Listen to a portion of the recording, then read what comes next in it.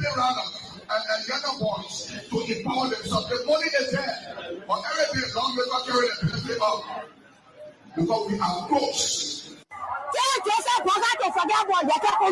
Wọ́n ti gbọ́dọ̀ dúró yẹ kẹ́ kọlùbà. Ibi tí ẹ̀yẹ kẹ́ kọlùbà, sọ́wọ́ yẹ kẹ́ kọlùbà kọ́ sí yìí. Ìwà náà lálẹ́ tí náà yìí pọ̀. Ìfọ̀sẹ́kẹ̀ sí àwọn yẹ kẹ́ kọlùbà kọ́ sí yìí. Wọ́n kẹ́ yẹ kẹ́ kọlùbà kọ́ sí ìgbẹ̀wúrà. Ìwà tẹ̀lé wà máa fi lè ṣe yẹ kẹ́ kọlùbà. Sọ́jọ́ tẹ̀ máa èyí tẹ̀ èyí lẹ́yìn sílẹ̀ máa tẹ̀ yẹ kẹ́ kọlùbà tẹ̀lé. Ẹ má jẹ́ lọ́wọ́ pọ̀ yẹ kẹ́ kọlùbà jẹ. Nílẹ̀ nílẹ̀ mọ́tò dùn ọ́lá yẹ. Ìmọ̀tò àwọn ọ̀rẹ́ mọ́tò bọ́ jẹ́sẹ̀ tẹ́tọ̀ bọ́ fọ́fọ́ yẹ kẹ́ kọlùbà. Láti ìyá ìbò fọwọ́ yẹ kẹ́. Yes. Sọ̀rọ̀ bẹ̀rẹ̀. Because Judicial are the one that is talking to you in us. So you are telling to this Judicial because a budget. Oh, you get to be talking to the president. It's not a good thing. For power, people for job. Yes. They happy. Say my mother, your mama happy to you. When you are not going to betray Judicial or betray and great people and lie to them. Judicial are not going to be crossing. You understand? You are there, Judicial for them. You go look for Judicial there. It's not going to lie. You go by Judicial. Yeah, just get there. They don't just hospital Judicial for them. We don't want to go to Judicial for them. Let's see the young people for them. They don't forget for Judicial. I let you people apply people job. Then you say, "What are the way you not to tell the project they corrupt?" You say you're going to talk about the project. Now you're calling it no money. People die every day. You said the president probably is the most corrupt. No, I will come down. So I will shut you. You shut me down for that boy. I can't call you back. I'm going to call you back. I'm not talking to you. Then you forget boy. I can't call you back. Now I want to let my day. They will send you back. I can't call you. Then you forget boy. I can't call you back. Anything I do for me, my people, the other person. Then you do. I can't call you back. We don't know. They will know you. Our sister will go. Take that day. I can't call you back for them. Now you know. Maybe I'm not doing it. I can't call you back in our house. Okay. All right, we're coming to anything you want to say for now before we leave you. Thank you so much.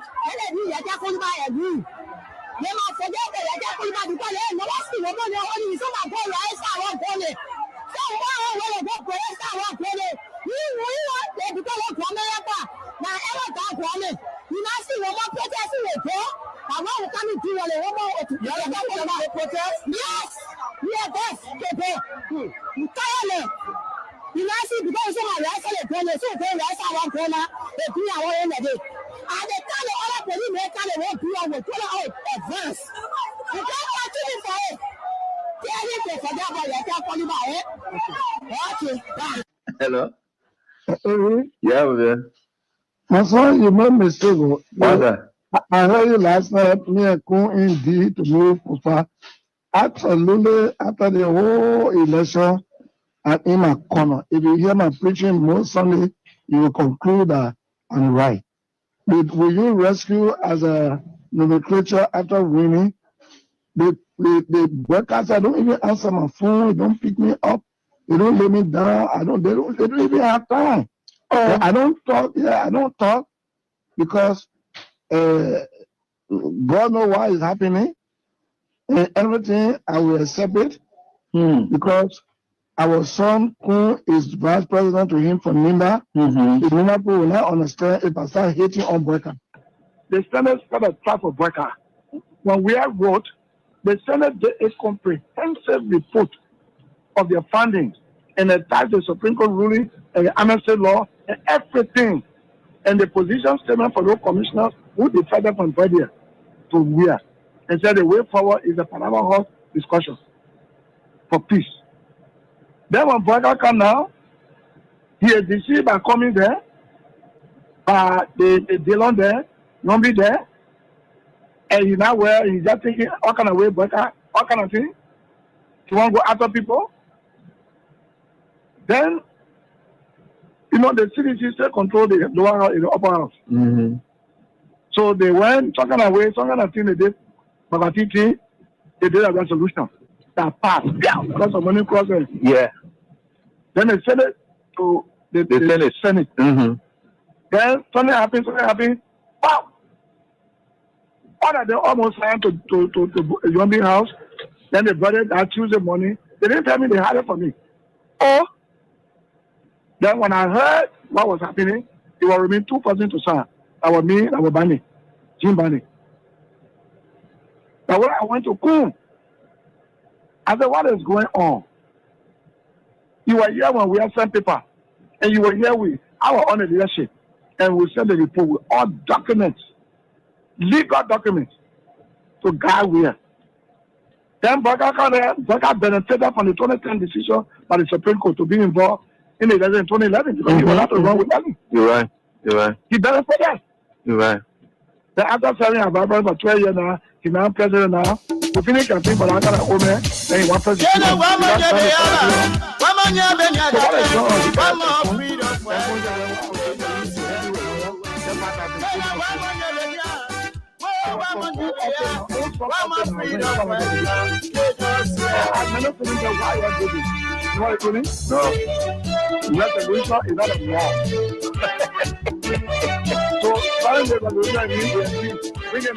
my brother sent a bill, they will not put all of the people now.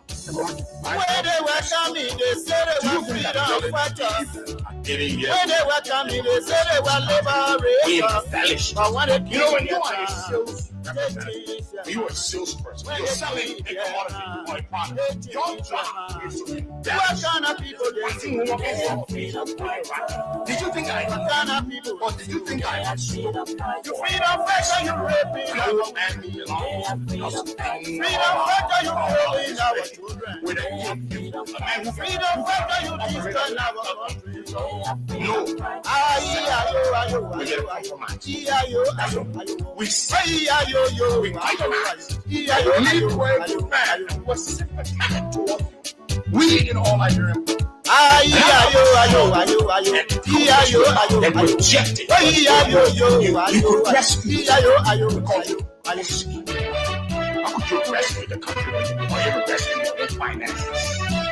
12 years I was vice president. We have been begging for money all over the place, raising money. When they were coming, they said they were liberators. When they were coming, they said they were liberators. But when they did their time, they changed their mind. When they did their time, they changed their mind. What kind of people they do? This life, what kind of people? the life out of now. You freedom fighter, you raping our women. Not You freedom fighter, you killing our we talking yourself. What you think about? freedom fighter, you destroying our country. Call us political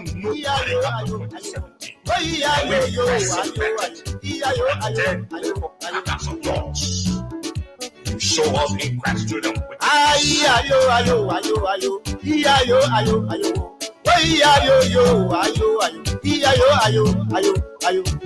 Music.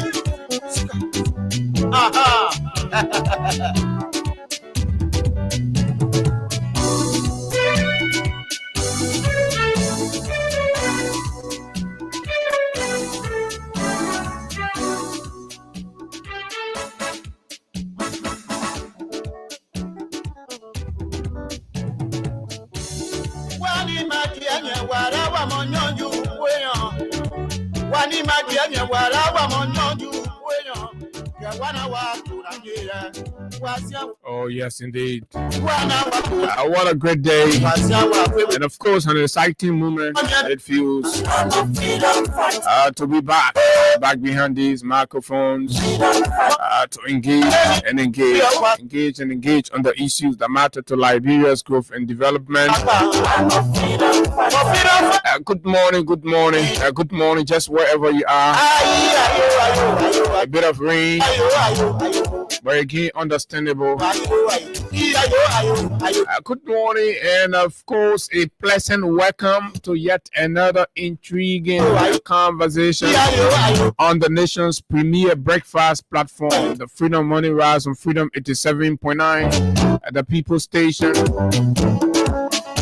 Beaming live from the nation's capital, just wherever you are this morning across Liberia. And of course, good morning and welcome to our friends in the diaspora.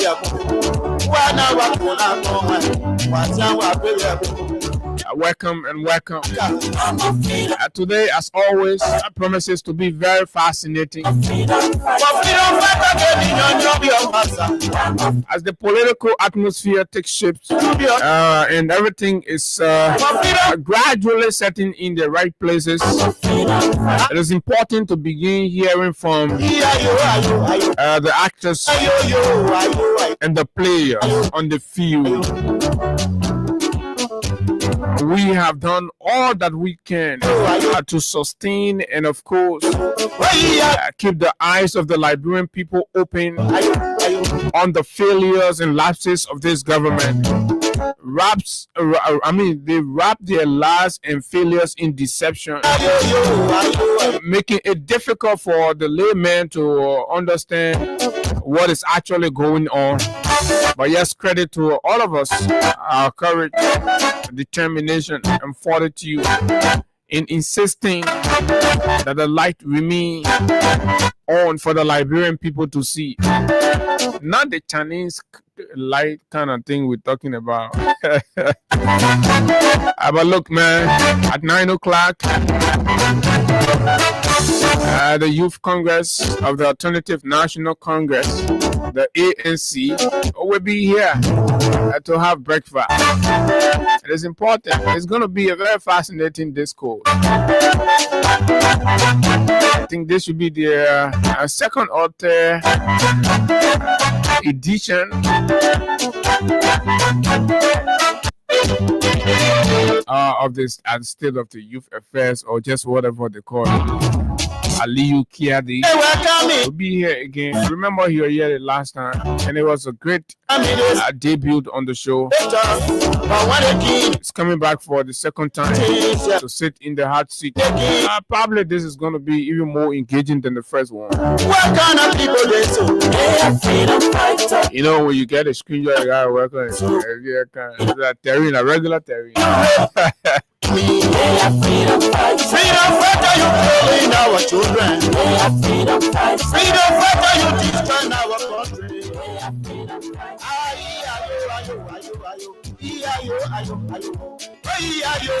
And on yesterday, we all witnessed what momentarily appeared like a war zone on the University of Liberia campus.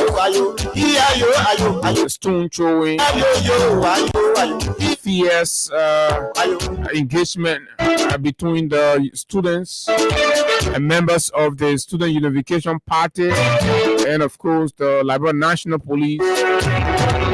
I believe by this time you've witnessed some of the videos and you've seen it. And somebody said, how? Why is this happening now? The people who used to defend and, of course, justify the actions of the students are the ones today unleashing lethal force on the very university students, the freedom fighters. Killing our children, brutalizing our children, injuring them. So the scene turned bloody. And of course, this morning, we would like to hear from the students. We are the voice of the people, and not the voice of the suppressors. No, we're the voice of the people. So this platform is always available to the suppressed and oppressed. So Soup will have an opportunity to talk to us about what went wrong on yesterday. From what was clearly a student engagement for change and betterment on the university campus turned out to be a bloody engagement from the Liberian National Police. Good morning, folks. And in the meantime, between we will run over some of the issues right here. So this morning, we hope and pray that this will be the last time that that particular ground is broken for this one overpass. Project Bagas to thinking that when he played delay 30, then the Liberian people forget. When these conversations are made in the pipe and got slow, And you know, when you steal something like that, you can say, no, I'm using it right now. Let me keep it. Let people forget. When people forget when you use it, and then people don't understand. So he stole the project. He say, well, let's delay. And we delay when we implement it. Say, so you go bring all kind of things. Dog already played. So, but still, I when people know that there was something in the pipe from Mambudu Yimpanen Day coming all the way down about this overpass thing. So you are coming to fulfill a vision and of course a project initiated by the past government and through the ingenuity of His Excellency the former President George Weah. So these were the things that we said, look, give Mr. Weah a chance. Bwaka is coming around here, he's stealing all of the main projects. So today, we told this morning they're going to be there at the 540 Junction area there for what should be the official and final groundbreaking to kickstart the construction of the overpass. It's a good news for Liberia.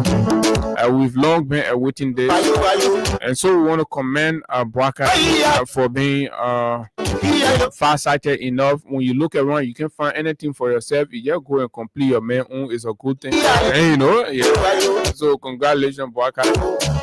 You're gonna go down in the records.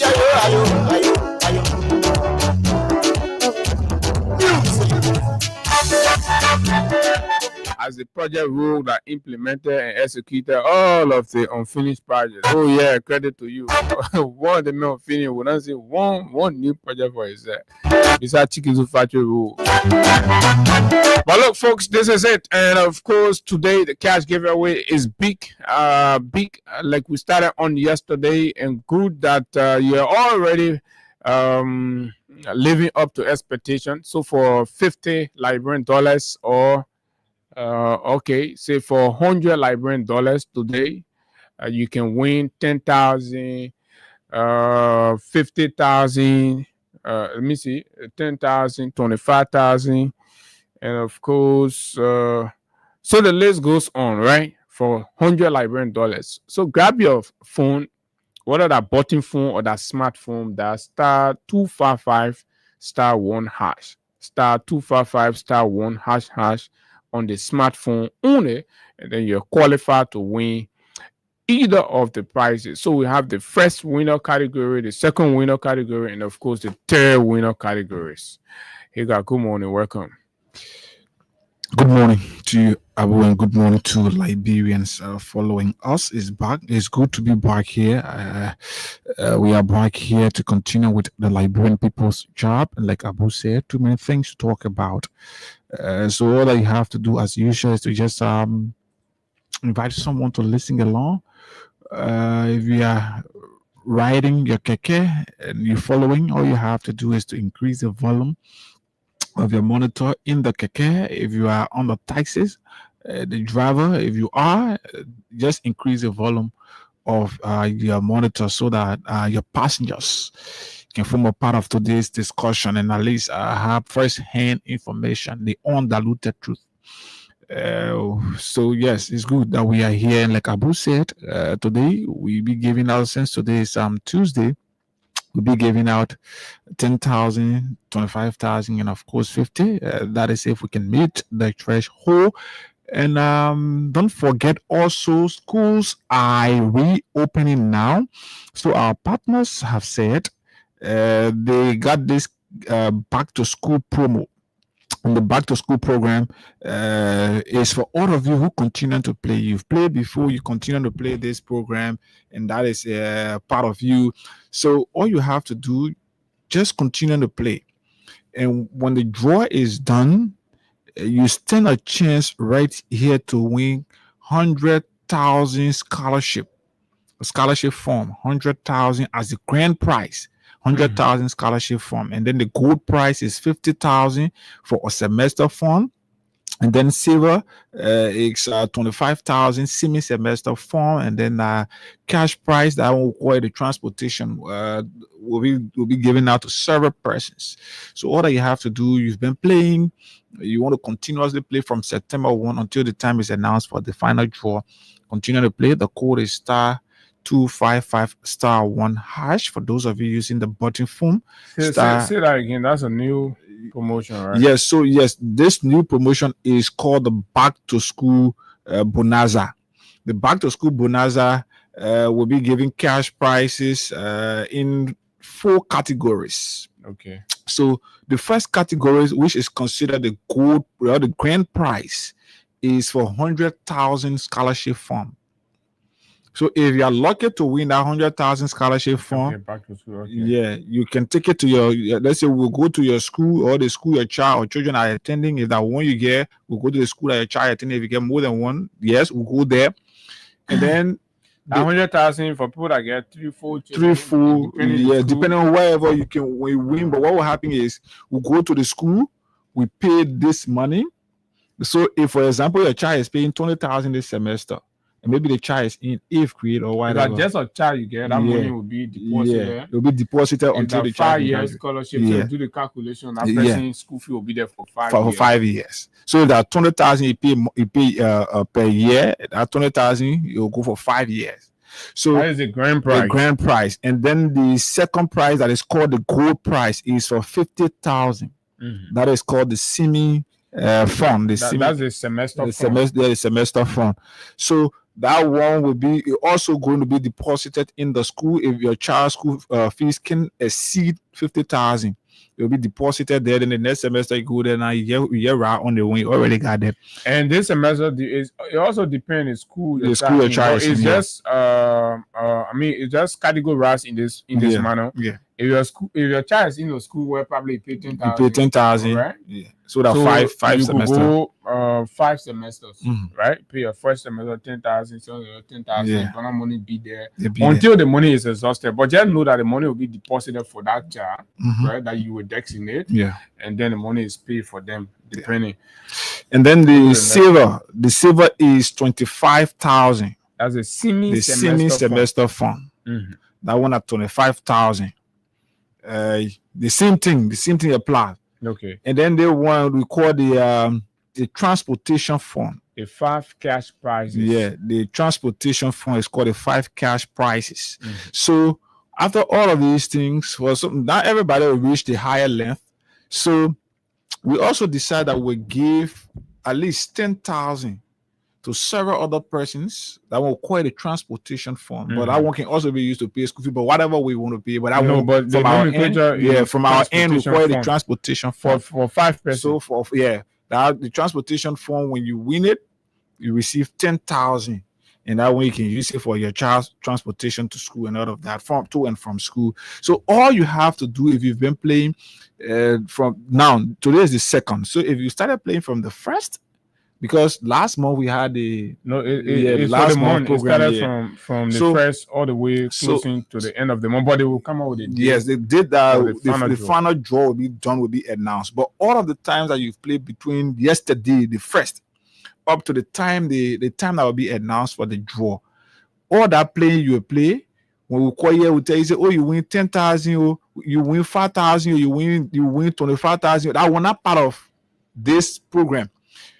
That money you winning at your immediate price, but also that immediate price have the opportunity to put you in this draw, so you could win your immediate price and still form a part of this back to school bonanza. So all you have to do, continue to play. You could win your 4,000, like we're giving 10,000, 25,000 to 50,000 this morning. You could win any of them. That one is for you immediately, and it also puts you in a draw. Or in this campaign, where when we do the draw, you could win for yourself something better and bigger. So all of those who won from our last campaign, we will find time here, maybe on a Friday, to talk to some of them here, so you know that what we're doing here is real and people are benefiting from them. Imagine somebody from a community that I went to visit on Sunday said his child won 10,000 2 times in a row. Yeah. But the thing is real, but I think that living money, working all in the community, people picking it up. So it's just up to you. And we want to commend the partnership with Win Liberia, and since it came, it has simplified the whole process in ways that A lot of the complaints and inquiries we used to receive then, I think we're not getting too much of them now. So that is a plus. So it's on you now. So we have done our best to make sure that we have a partnership that guarantees on many fronts. So you just have to take advantage so that you continuously create a room for more and more, and bumper prizes to keep flowing through the whole game and the platform. So yes, this one is the back to school, like they said, bonanza, right? So too many things to win for now to the close of September. Right? Big money, big prizes, and everybody has to walk away with something. But mind you, that is not going to take away from your regular just as the 24th bonanza was. So you all were winning at the same time. Your bonanza was still there. So we will be doing a draw in the next 15 minutes, 10 to 15 minutes. So maybe 8:15, 8:20, we will be doing our first draw. That is if we can meet our threshold. So all that you have to do this morning, pick up your phone for just $100 Liberian dollars. Increase your chance of winning here this morning and forming a part of the bonanza.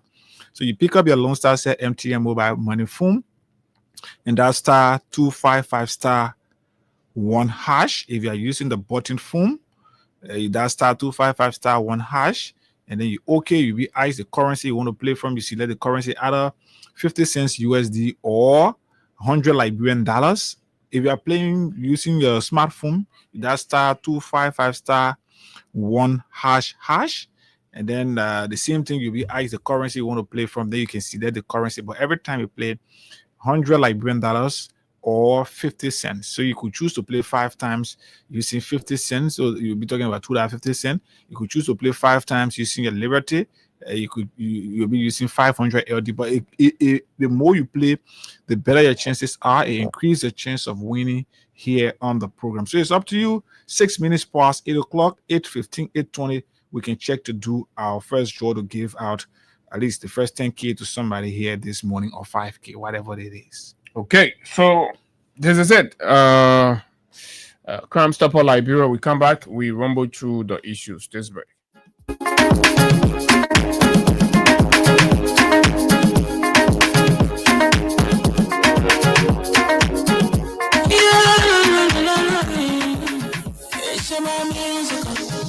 There are crimes in many places.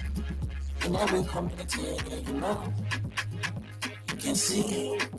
So if you see crime unfolded, don't take law in your hand for your authority. But they can't take care of it. Come stop all here for us. We sector to your door. Whether you rich or you poor.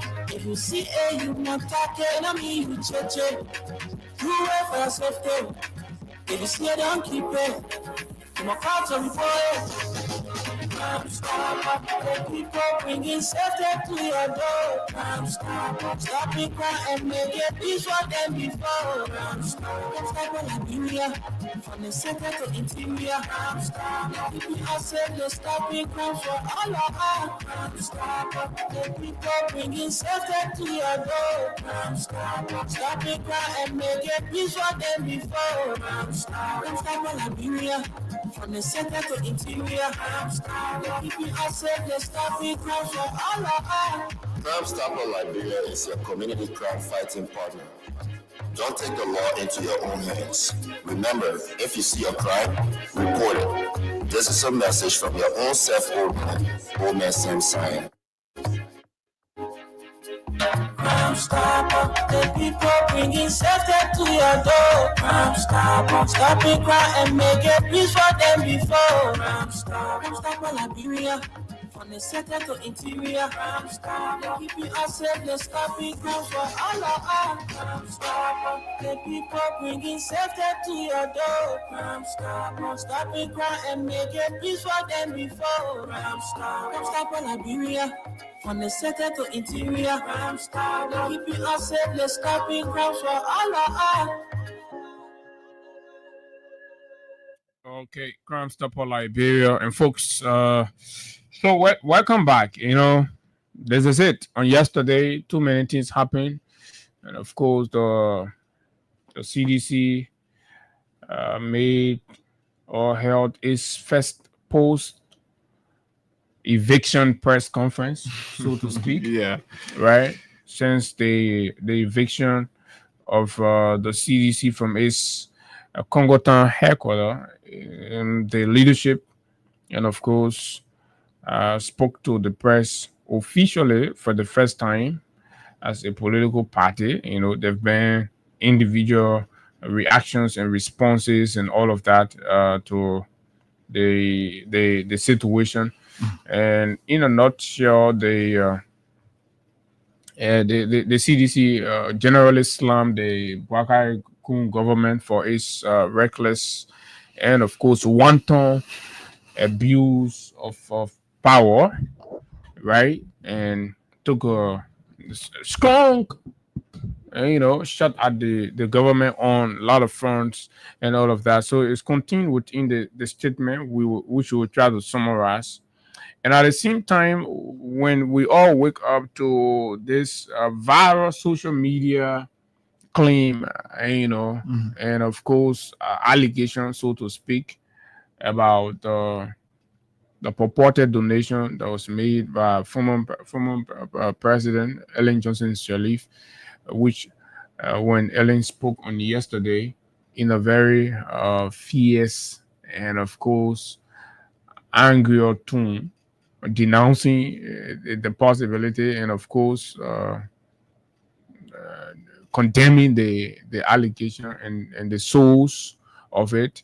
So all of us that had our doubts and cynicism and all that as to whether the information was correct, and so clearly from hearing from Ellen in her interview yesterday, it lay all of it to rest, right? So officially, you can say that, of course, the information was just a mere speculation, right? And which is a mere speculation. So take it as that. And these things happen in politics. Sometimes they are cooked up by different individuals to achieve particular propaganda objectives. And so, and my best guess would be the regime for the most part, right? We've been hearing there are a lot of people within the structure of the current Unity Party government that detects Ellen's involvement and influence in any way, shape, form, or manner. But yet still, there have been numerous occasions where it has come public that Ellen has either lobby or influence to an extent, and or the appointments of certain individuals, and to key places and all of that. So at a time where there is a void, particularly at the Ministry of State, and people are lobbying, and so it could be a cook-up propaganda, right, to create a kind of tension between the current president and, of course, the former president, so that in their mind she will have no say in determining who the president consider. You got to be smart and understand the politics and how things are playing, right? So the anti-Ellenists within the Bwaka Unity Party, right, who have just thrown this out. So in an effort to ensure that the president don't look the way of Ellen, for the most part, because Ellen, like many have said, influenced Louis Brown. Louis Brown has gone to the UN and other key areas. So they don't want it to happen. I know we've been having conversations about how desperate people are for that. So the CDC being a very a conversation that people are very critical about when it comes to the Unity Party. So tying Ellen to some kind of donation, right, will create a kind of tension or feel in the old man and resentment for Ellen, and he might not even want to pick up her call at that point. And if you're wondering, like I was, as to why, and I was like, why is Ellen sounding so, sounding with so much venom?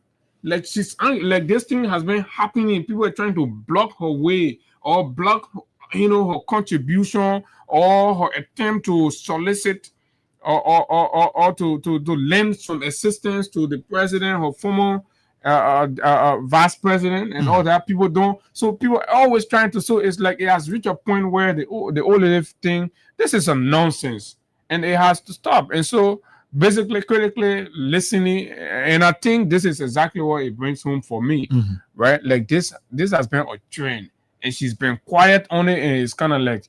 Her cup is filled, and she had to spit it out. And she was like, "Look, Julius, pull it out just like that, unedited. Pull it out. This, I'm not in their nonsense politics. I don't know how the lazy you people Ugandans want to make that seem like a CDC. She spoke like a real meditate. Oh yeah, she spoke. Yeah, that's it is good the way she spoke. Sometimes. When some individuals leave certain position, they just sometimes decide that I will just be as quiet as I am or I want to, because if I was there before, then people criticize what all I did for that particular place. Now that I'm out, let me give those who criticize me the opportunity so they better perform and prove themselves better than me out there. Right. And she has been good. Other than Bakai, who was a vice president, who served as a vice president and went back to opposition, but yet decided to undermine the peace and stability of our country, making threatening statements against our country. She has said no. She has worked with George Weah when George Weah was president. She graced occasions that she got invited to by the former administration.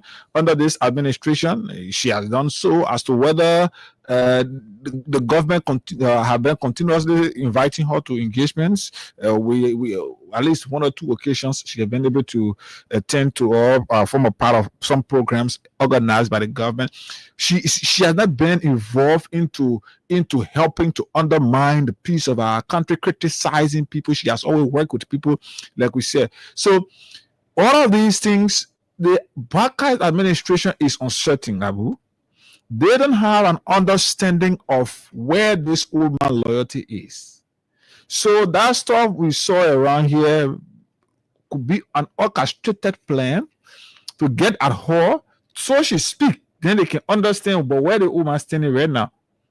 So the old man acted smart, and the way she spoke, for them they feel like it's a slap in the face of CDC. But trust me, that thing was not a CDC makeup. It was not a CDC makeup. So what the Unity Party wanted to understand is Madam Salih's stand. But the terrible thing is, her statement did not specify her current position. She spoke generally. So it could be from the orchestrators, people who brought this thing, people who put it together. It could be directed towards them, because that is something that they thought they could use to get at her. And she has said, my leg corner, I'm doing what I'm able to do. Unlike Bwaka, who was passing oil around here, could not do anything for herself. People had to pay. Yeah. So, yeah, Abu. So she has said, my leg corner. Have you heard Madam Salih make threatening statement towards our country? Have you heard her one day criticizing people who have come after her, even when they could not do what she did? Have you heard Madam Salih trying to compare what she did during her administration? But no, this old man who worked with this madam but had grudge against her was working to undermine her administration only because he wanted to portray himself as the saint out there. This old man is here. And all that his rambles and people can do is to be passing around with fake propaganda. You know, the Unity Party is more concerned about what is happening within the CDC, what is happening to the CDC, than what is happening to the country. Yes. You mean the Bwaka Unity Party is more concerned. This government is more concerned about what is happening to and within the CDC than what is happening to the country. So the reasons for which Liberians voted Bwaka, they're not his interests. His interest is whether CDC is at the position or is in the position now that they are able to unseat him or anybody that will come on the Unity Party ticket. So his own concern is not about fixing Liberia's problem. His concern is about how we can bring this CDC down. That's where we are. Let's move to something. At least Ellen has clear Hosa, but a lot of projects but basically you can think about it, but I mean, reasonably, this is what you will actually go to interpret as. I mean, I know the UP guys though, so of course it will shock nobody to know that thing was cooked from among them. And mind you, even if Ellen decides to do these things, one will not expect that she'll come up public and to say, "Oh, yes, I did it," and blah blah. And it should not even be issue of stuff. But whatever. The good question is, I'm not sure if the CDC is stranded looking for donation to build. So that was the question that Julius placed to her as to whether or not the CDC had been able to reach out. Because Abu, if you must help me, sometimes I must be able to explain to you my problem, soliciting your support. Then you say, "Oh, because of the problem I have explained, let me do this." But aside from that is also in a case. But have the CDC made any public appeal for assistance that anybody anywhere sitting could just decide voluntarily to want to reach out? So the committee you've seen, 1 minute, everything you've seen are just people in their own, self-determination to say that, I will give this, I will give that. In fact, when it happened, in no time, in less than 24 hours, the party announced the process of commencing its new headquarters. Yeah. Right? And the committee have been meeting. In less than 72 hours, a committee gets set up. And yesterday was the second meeting of the committee. And I'm told they are supposed to speak to the press this week, anytime this week. So the people doing the thing, political, they're on their process. They're addressing the issues that have to do with the politics and all that. So come on, man, save us. But let's move to something else. We will come to do a draw. We already at 8, so we just need a few more persons. Or if you want us to do the 5K, we can do it. If you want us to do the 10K, we can do it. But all you have to do, just continue to play star 255 star. Let's continue punching. The 10K. So in a summary, for the first time, it's important to highlight this because it's the first major media engagement and official comment in the public about what happened. And so it's about understanding what is the feeling within the official ranks and file of the CDC as it relates to what happened. So basically, the CDC described, like I said, the process. The CDC slammed judiciary's alleged political bias in headquarters demolition. They went from the court ruling, they spoke about that, the mockery of justice, describing everything that happened, described the action as a mockery to justice, because for them, they believe that they were in court, the process are now exhausted, and of course, what happened. Loss of symbolism, right? Cole lamented the destruction of the party's headquarters and its sycamore tree, which he called a permanent symbol of CDC identity. The CDC can never recover the sycamore tree, maliciously destroyed by the Liberian government using the hands of the civil law court, he said. He compared the action to executing a murder convict before the appeal is heard. Right? That's how he compared the situation, referencing the conviction of former Chief Justice Gloria Musu-Scott. What if Her Honor Gloria Musu-Scott, convicted for murder by the Circuit Court, was executed before her appeal at the Supreme Court was adjudicated? He asked. Right? Warning of democratic backsliding. The CDC warned that demolition signals a broader pattern of judicial manipulation under President Joseph Newman Boakai and Vice President Jeremiah Kuhn.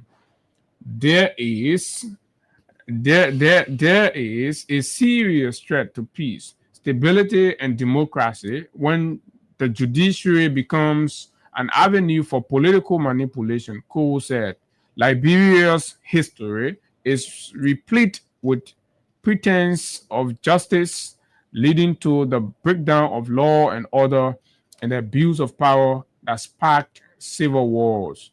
He said Liberia is creeping towards a police state marked by brutality and intolerance of dissent. The warlike deployment of state security and the level of malice exhibited during the eviction and demolition clearly point to a creeping police state that must be resisted with every ounce of our energy, he declared. Okay, he came further, call to defend democracy.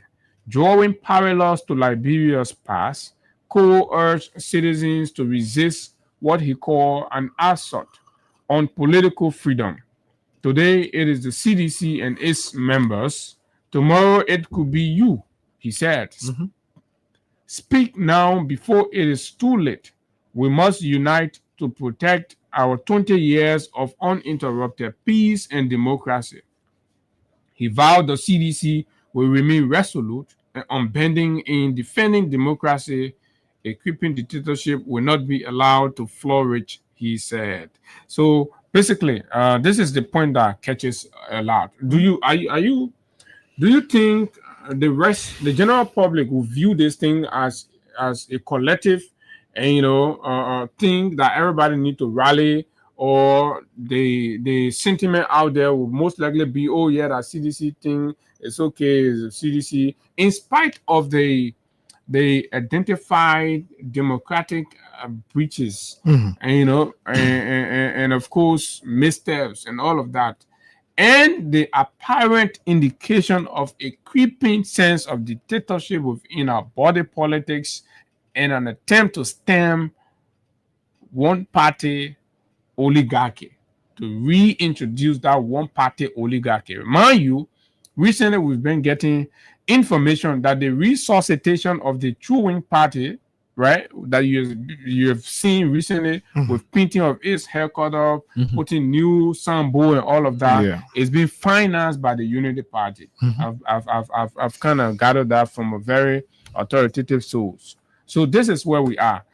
Will everybody worried, particularly the political community, will everybody take this as a threat or a danger that comes for all, or it is for the CDC? So, Abu, the fight is we any serious-minded politician in this country will see what happened to the CDC not as a specific or particular political party's thing, but a Liberia thing. Because there is this normal saying that says, the falling of the dry leaves is the warning to the young ones. Now, today it is the CDC that is being targeted. It is the CDC that is being witch hunted. But it could be you.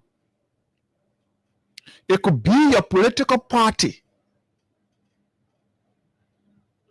So, just how people were targeted and taken off jobs, then you felt it was their own thing. It is now gradually moving to a whole political institution that got nearly millions of our population supporting it. The CDC, the result from the last election, CDC had over 900,000 votes. So, any serious individual will now sit and understand clearly that this is a creeping dictatorship. And if care is not taken, if the necessary checkpoint cannot be put in place, what is going to happen will be very detrimental for our political space. You could have a scene where somebody, after even the Unity Party under Boakai, could come tomorrow and decide to do bigger than this. could start to go after oppositions, strong member of the opposition. Oh, now it's happening because it is the CDC. You feel that, oh, we can clap for it. That the CDC thing, let it suffer, let it go through. Yeah, okay. You feel comfortable because maybe you feel that a political party, but tomorrow it could be a political party. That's why this thing should not be seen as a CDC thing, but a Liberia's thing. So everywhere, many Liberians must get involved. Let's outline, like Councillor Gonglo did. Let's outline the illegal action of the government. Let pinpoint these things so that international community can see this and set a necessary checkpoint. If not, somebody could come tomorrow and do bigger than this. You'll be left with no alternative because when it started, you said nothing. When it started, because you felt it was not you, you could not say anything. But when it is you now, or when it is you by that time, when you are speaking, people will not listen because the precedent had already been set. And when the precedent was being set, you did not say anything. Listen to all of what the CDC outlined. Listen to even Councillor Gongo. Read his right out. You don't think it is important? You don't think it is important for the law to be respected, the laws of our country to be respected? They say justice is blind. So you don't care whether or not you are from the opposition or the ruling position. Whether you are the layman, the poor man who cannot afford to hire a lawyer. Once it is in your interest, the law must speak in your interest. Once it is against your interest, no matter who you are, you could be the president of the republic, a minister, a lawmaker, maybe a senator or representative. When the law speaks, people are supposed to listen. That's correct. But what is happening is lawlessness, and you sitting and clapping. And nobody knows who is next. Who next? And the party haircut. Like I said, nobody knows who is next. We are setting a precedent. We're sitting here. This administration is setting a precedent, and we are not speaking, or you are not speaking to it because it's not affecting you. Even at the court, when judges ready to rule, sometime when the Supreme Court is making a decision, they will mention a precedent case. You're setting the precedent is being set. Somebody will say tomorrow, but it happens to the CDC, so it can happen to you. I will. Okay, so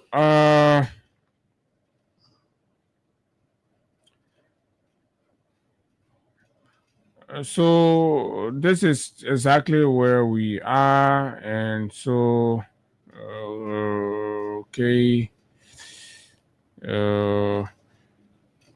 So on yesterday, I don't know, you saw it.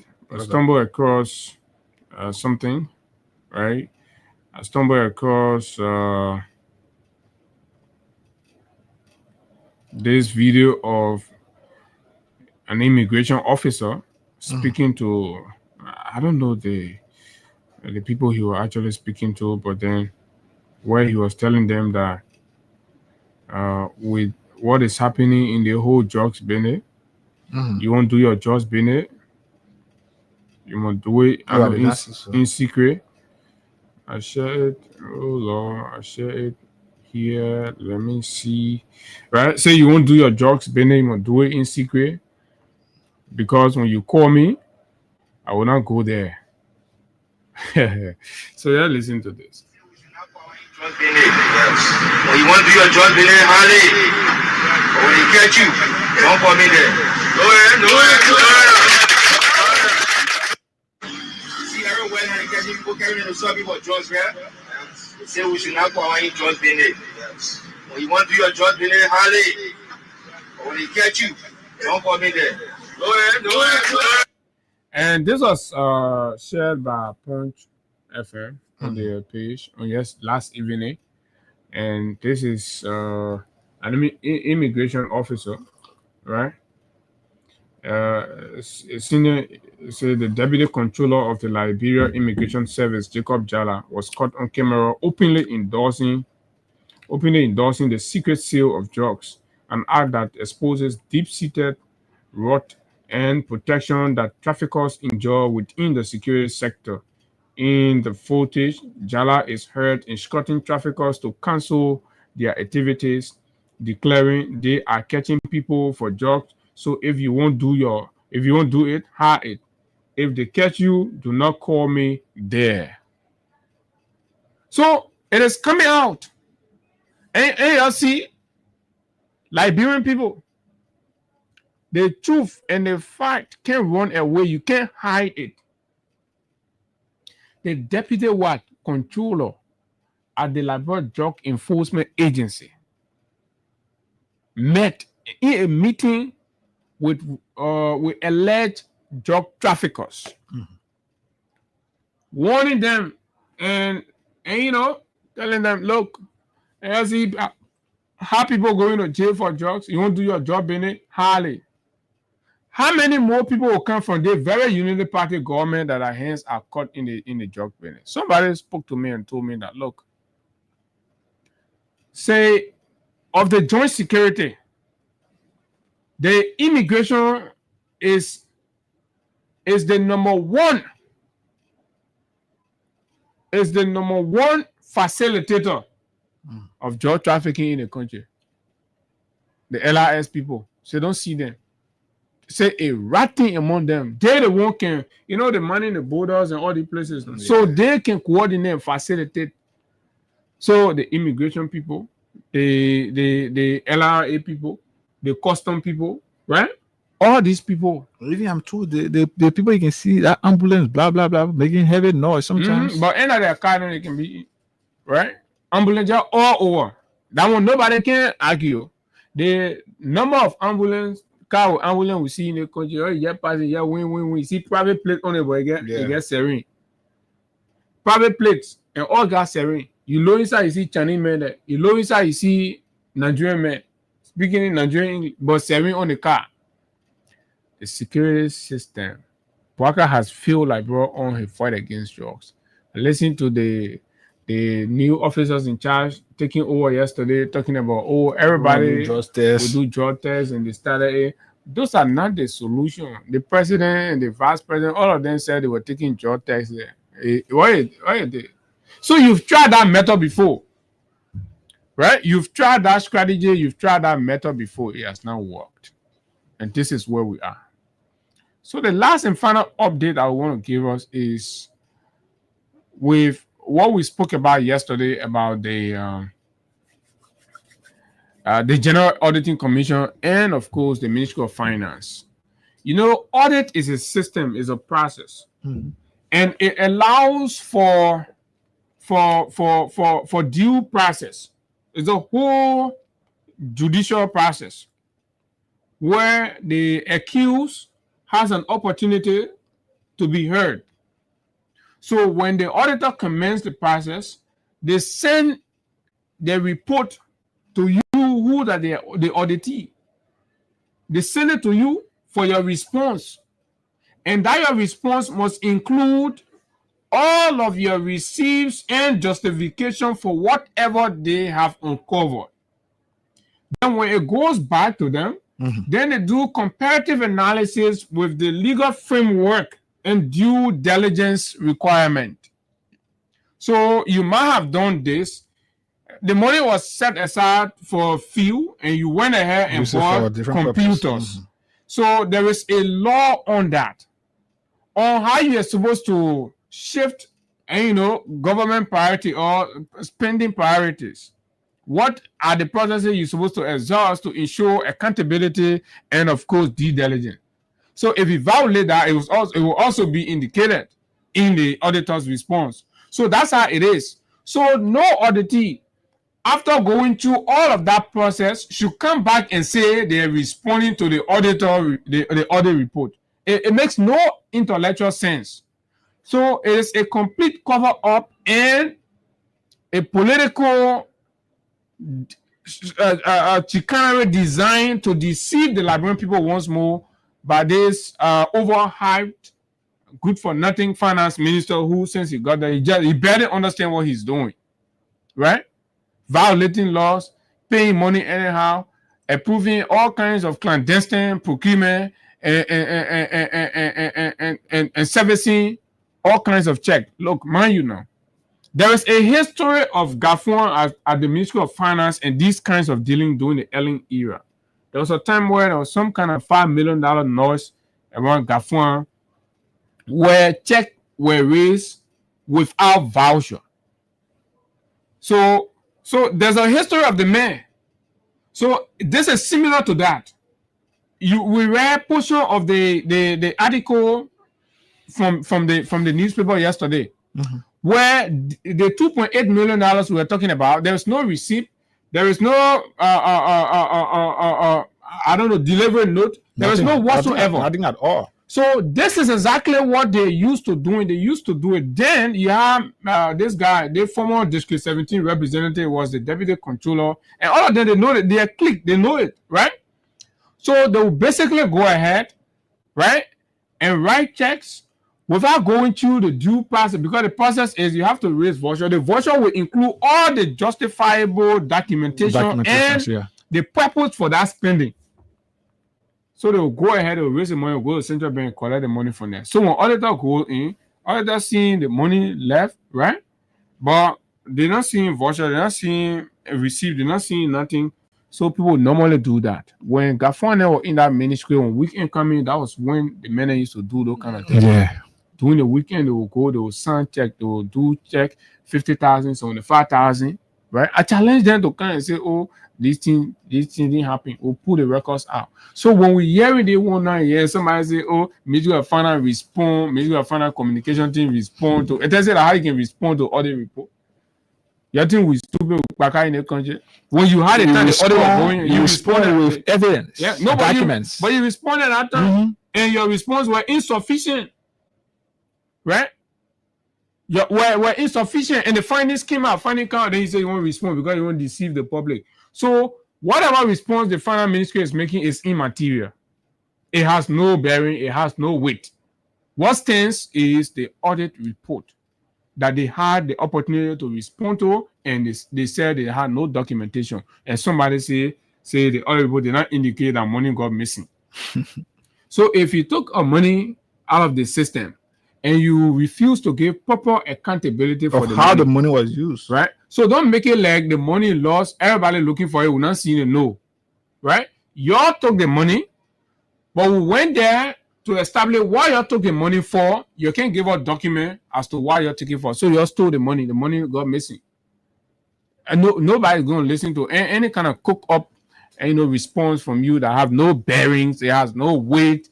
And you stole, you have to replenish, or you provide the documentation to prove that the money was used for X, Y, and Z. Give out the vouchers, give out everything that you have to do in keeping with the accounting requirements and all of that. Yes, we can make payments to at least 2 persons. We just need few, but the code is star. When you finish, we'll go and talk to our guys from Soup. Yeah, star 255 star 1 hash for those using the button phone, and then star 255 star 1 hash for those using the smartphone. So I'll be giving money out here in double. So as I'm doing this draw, just be playing, and hopefully right after I'm going to be doing another draw once I can have 4 persons playing to meet the threshold for the other draw. So let's go. Let's give out money here to you and you, whoever always trusted the process. Let's begin first to give the first 2-3 persons 5K. 5K, then we can go straight to do 641641912. Let's call one of our winners. The code is star 255 star 1 hash. Those using the button phone, and then star 255 star 1 hash for those using the smartphone. Good morning. Good morning, Hagar. Morning. I'm sure you're following the radio. That's why you're calling Hagar. Yeah, I'm following. Okay, so you've been playing the cash giveaway. You played this morning? In past last year I've been playing, and this is my very first time winning. Oh wow, you received the money already? Yeah. How many times you played this morning? I played for 7 times this morning. So you use 700 LD. Yeah. You receive 5K. Check your phone in your phone already. Yeah, thank you very much. Okay, continue to play, and you could be a part of our back to school bonanza. Okay. Never give up. No, I won't. Not me. Okay, all right. So the code is *255*1#. Those using the button phone, and then *255*1#. For those using the smartphone. So all of the playing you're doing, people who even winning now is going to form a part of your bonanza, and you stand a chance to receive either 100,000 as a grand prize, 50,000, 25,000, or 10,000. Okay. So yes. So yeah, folks, that is it. Those that have the commitment and patience to win are obviously going to win. So, like we promised you, we have with us the Secretary General of the Student Unification Party to speak to us about yesterday incident on the University of Liberia campus briefly, right? And then we will move to something else quickly. Mr. Secretary General, good morning. Welcome. Good morning, Comrade Sheriff and your colleague in studio, and good morning to all progressive students of the University of Liberia, as well as militants of the Student Unification Party and the chairman of the Student Unification Party. I'm Judicial, the Secretary General of the ever-potent Vanguard Student Unification Party.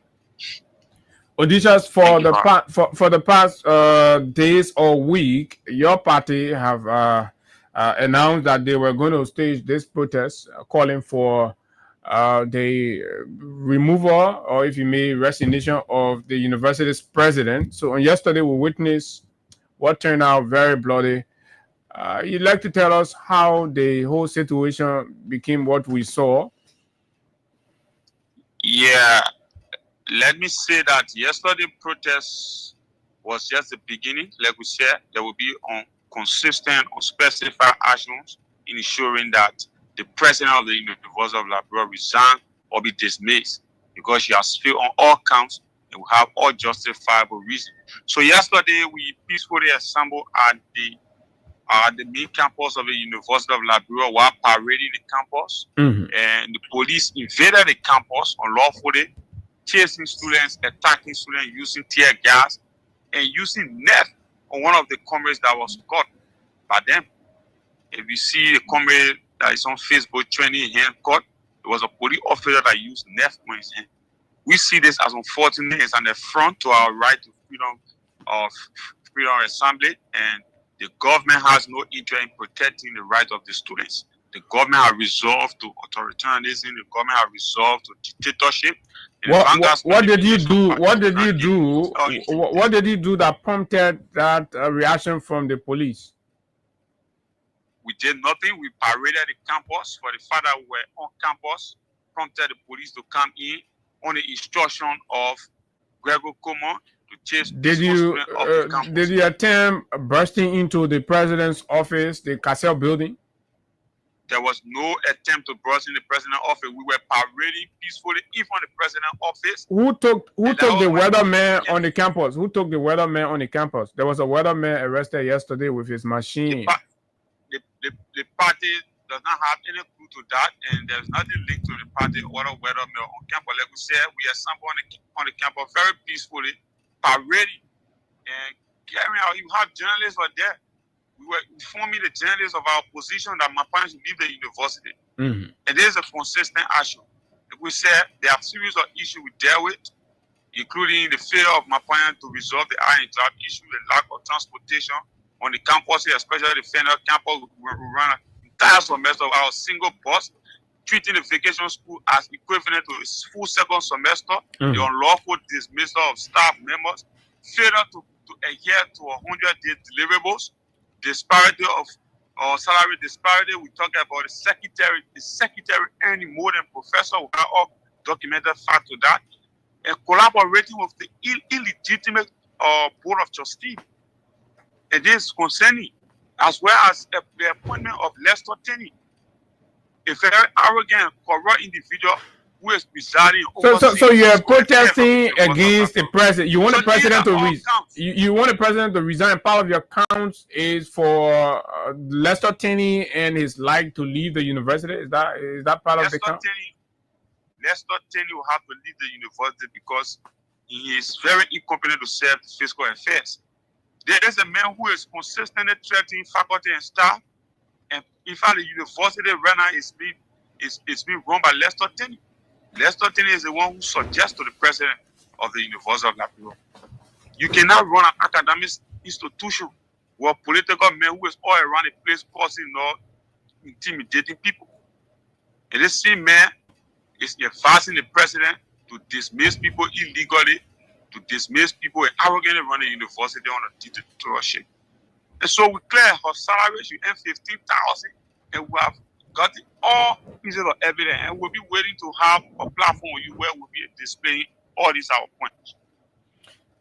So on her salary, on the aspect of her salary, is this the first time for anybody serving as president of the university to take that amount of money? What is the alarm with her own? Is it unusual? The salary of the president is very concerning for the fact that her documented salary on the payroll shows $7,776.62. That portion of the salary is documented on the payroll. Contrary to that, she received another salary from a debit memo to Echo Bank, issued to Echo Bank, $7,286. That is undocumented, is unofficial allowance. And we don't know why the president excluded that from the official payroll of the University of Liberia. Okay, and that's the aspect you considering corruption. We consider corruption, and we have the fact, we have the check. Why is the president taking money outside the documented payroll? It's very concerning. And there's a president who was overrated, who had high expectation, and she is being used. She has indulged into corruption, and she has disappointed the essence of becoming a president of the University of Liberia. We see that as corruption, and that is why people feel that if soup is out there, we just involving causing. We are conscious students. We are the University of Liberia. We must question the authority. We must critique the proceeding of the administration. If they are indulging corruption, the student must point to it. We must understand. We are not just going to school to go and learn and live on that. No.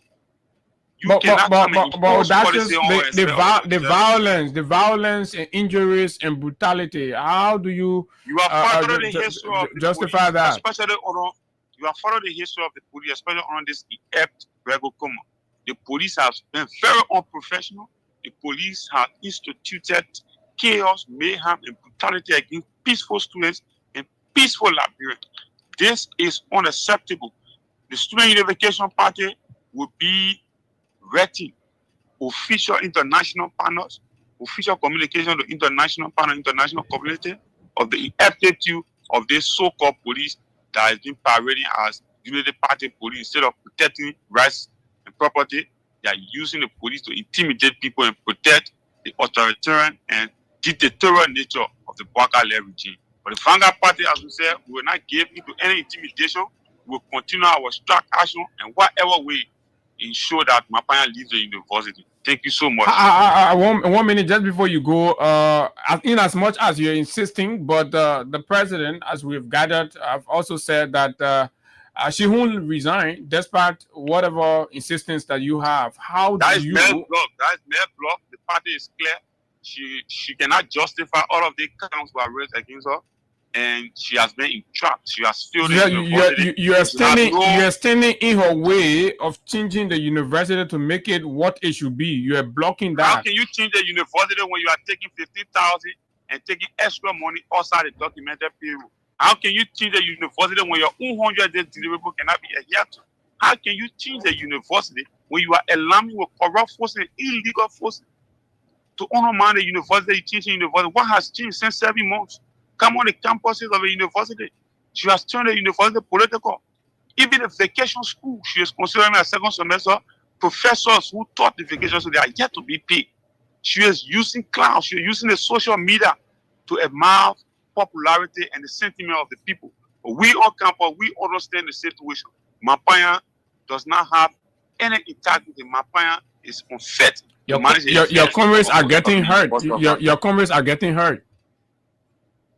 Like we say, we address that with international panel and report the police of the unprofessionalism and a display of arrogance and brutality. And are you going to continue exposing more comrades to these injuries and brutality? It's not ever exposed. It's not ever exposed. We will utilize. But you agree that the police today is ruthless and unsavory. That would not intimidate us. We have never been intimidated super survived dictatorial regime. If you think you use dictatorship to intimidate the militant of the Student Unification Party, it means we are not ready. Because when Do took over the party opposing, he came on the campus and instituted status sale and brutalized and killed peaceful students. That did not stop the result of the party.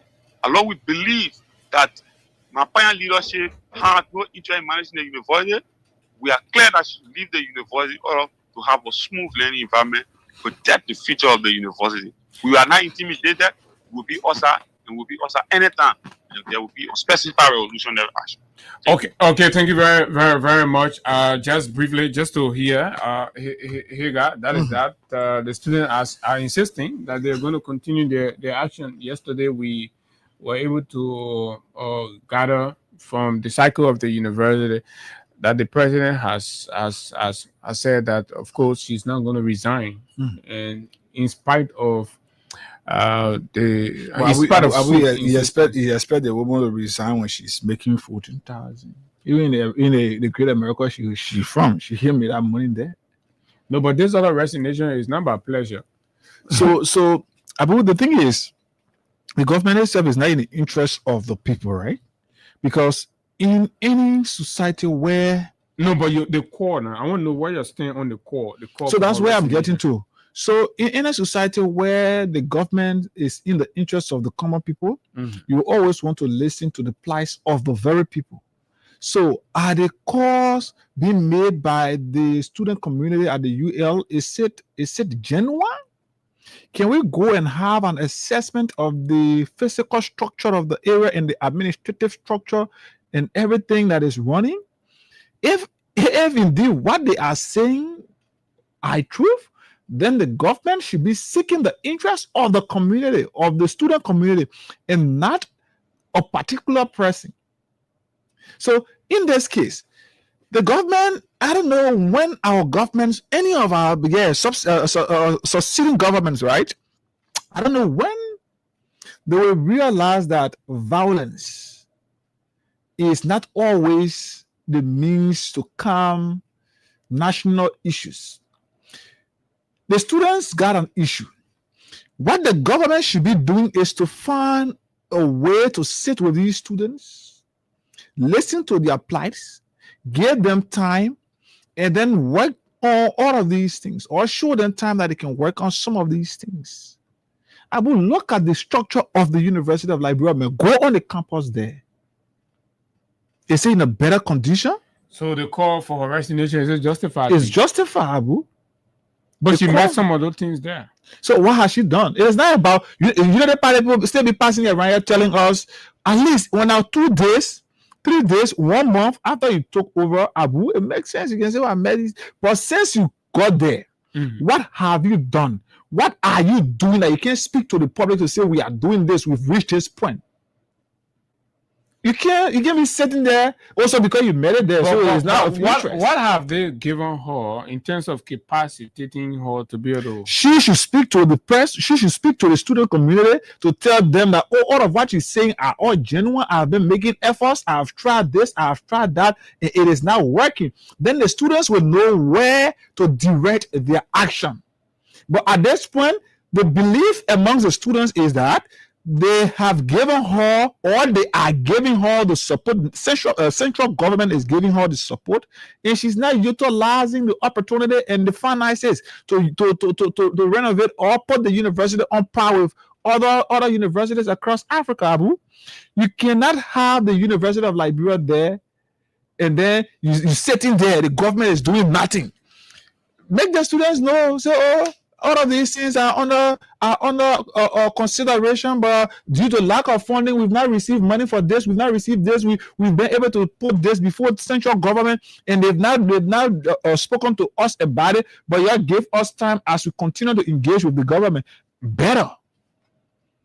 Okay. But you want to take it because if you got all of the force, you got the police, you got the tear gas, you got everything that you can use. So you just go on the students. These were things that you clap for before, man. When we are announced free tuition here in this country, university students protested under the guidance of the Unity Party. Today, it is not about free tuition policy. Today, it is about doing things that will be in the interest of the people. The students say, no, we don't want a free tuition policy, or we don't want it, we don't blah, blah, blah, blah, blah. Something that was better for them, that is helping them today. When it was announced, they protested. But here today, the Unity Party is failing. Bwaka is government failing. That's correct. To do some of these things. Abu, you've seen videos from that university? When you see the videos, you feel terrible. You get to understand what the students are going through. Abu, why our leaders will leave from this country, go to other countries, see the educational facilities of those countries, they come back. Budgets are there, money is allocated, the country get the money, they get the resources. Why do you think a single man, Abu, can build university bigger and better than the University of Liberia? Why? Bigger than the University. But anyway, you're making a very valid point, and these things, it's just difficult on how to just pick a point in all of this. And this is what we told our friends in time past, that look, you can politicize a national, challenges. Some of these things, they are a collective national, shortcoming that needs to be addressed. And so, because of the precedence of politicizing these things, so now it makes it justified for other people to bundle up and put at the feet of an individual and demand the person's resignation, as if to say that's going to be a quick fix or any kind of fix to the issues. And I've always maintained that move Mampayan today, you satisfy the political ego or desire, but at the end of the day, somebody goes, they're going to meet these same challenges there. So we're always missing where we're stumbling our toes. The problem starts with the president. It starts with the president's vision. It starts with the president's willpower. It starts with the president's priority. What are the things the president prioritizes? When you look at the budget, you read through the budget and you see the considerations that are made. It informs you on where we are going across different sectors, right? What we will achieve across different sectors, how they will be like. But mind you now, in the face of the meager resources that are there, mismanagement, and of course, reports about financial malpractices, misfeasance, malfeasance, and these things are also unacceptable and they must be condemned. And when you are in charge of an organization or an institution of the government, and it is clearly established that your actions are inimical to the financial prudence laws of the country or the operation of that said institution, it justifies any call for your removal, because we already don't have much. So we cannot be mismanaging or seen as mismanaging the meager that we have. Absolutely not. This is unacceptable. Mm-hmm. So against that backdrop, it makes reasonable justification for anyone, including the Student Unification Party, right? They stand on moral grounds to say that, look, what is happening here is unconventional, it's unacceptable. And the way we see, the trend we see happening here, to stop this, we have to cut it off from the top. And this is why we believe that Mampayan should leave. Her consideration on hiring and the quality and personality that she's bringing within the ranks and file of the university administration, right, can only abet the culture of thievery and, of course, insincerity. So, henceforth, we need to stop this before it gets to a point where it becomes uncontrollable. Maybe that is the approach of the student. But again, I would like to caution them to be as safer, particularly the Liberia National Police. Look, this is a government, this is a country for everybody. And the police must know that the duty she has is to the people and not to any one group of political elite. So how do you feel as a police commander that every time you take on an action, instead of ensuring the protection and the well-being and safety of the people, every time you step in an environment, there are chaos, there are casualties, there are blood littered all over the place as a result of your operation. This is bad policing, and this is where political pundits believe that, look, the state is deteriorating into a police state where people with power take laws into their hands and they execute and go after anybody or anything that resembles a dissent towards the government. And this is unacceptable in our democracy. So we'll take 5 calls and then we can speak to our men from the ANC, continue to play the cash giveaway. Yes, Star so 255 *1#, right? Once we're there, we do the draw and pay our money. 0776 104 104 086 500 104 plus 231 886 500 104 are the numbers to call. And of course, you'll be live on the show this morning. Let's do that. Let's hear your feedback. Hello, this is Nilmar Esba. I do join from a brother resident. Go ahead from Broadville. Yeah, I want to speak on the issue of the University of Liberia. You see, there was once upon a time, this whole semester when we were in school, we met with the dean of Fenner campus, and then we met around the reef bush. And then one thing he said to us, the reason the university is not developed is because the government is not funding the university. Who said that? Who said that? That was the dean. I just saw him black. He's a black guy. Is it Dean Cornet? Sekou Cornet? Yes, black. I think he was a member as well. So this guy, so I asked him a question. I said, I'm not sure if he stayed the dean. He used to be dean of student affairs when we were there. I don't know what capacity he's in, but go ahead. Yeah. So I asked him this question. I said, let's look at the interest. The least number of students that were at the University of Liberia is 10,000. Times 3,500. You can do the mathematics. 3,500 times, that's 10,000 students. Well, that's so saying was fast. 30,000 students can read the University of Liberia interest. Do the calculator, do the math. Understand how much the university is paying just for interest. I have to put it in the star. What was that going to registrations? So who are you blaming? You're blaming the university authority, right? I'm also blaming the university. Yes, well, I'm going to blame the government as well, right? Because the government is supposed to fund the university because it's a stable university. Okay. All right. Thank you very much. Thank you. Let's take the man from Prosa, Justin. Justin, let's hear you. Good morning. Are you in solidarity with the Commerce?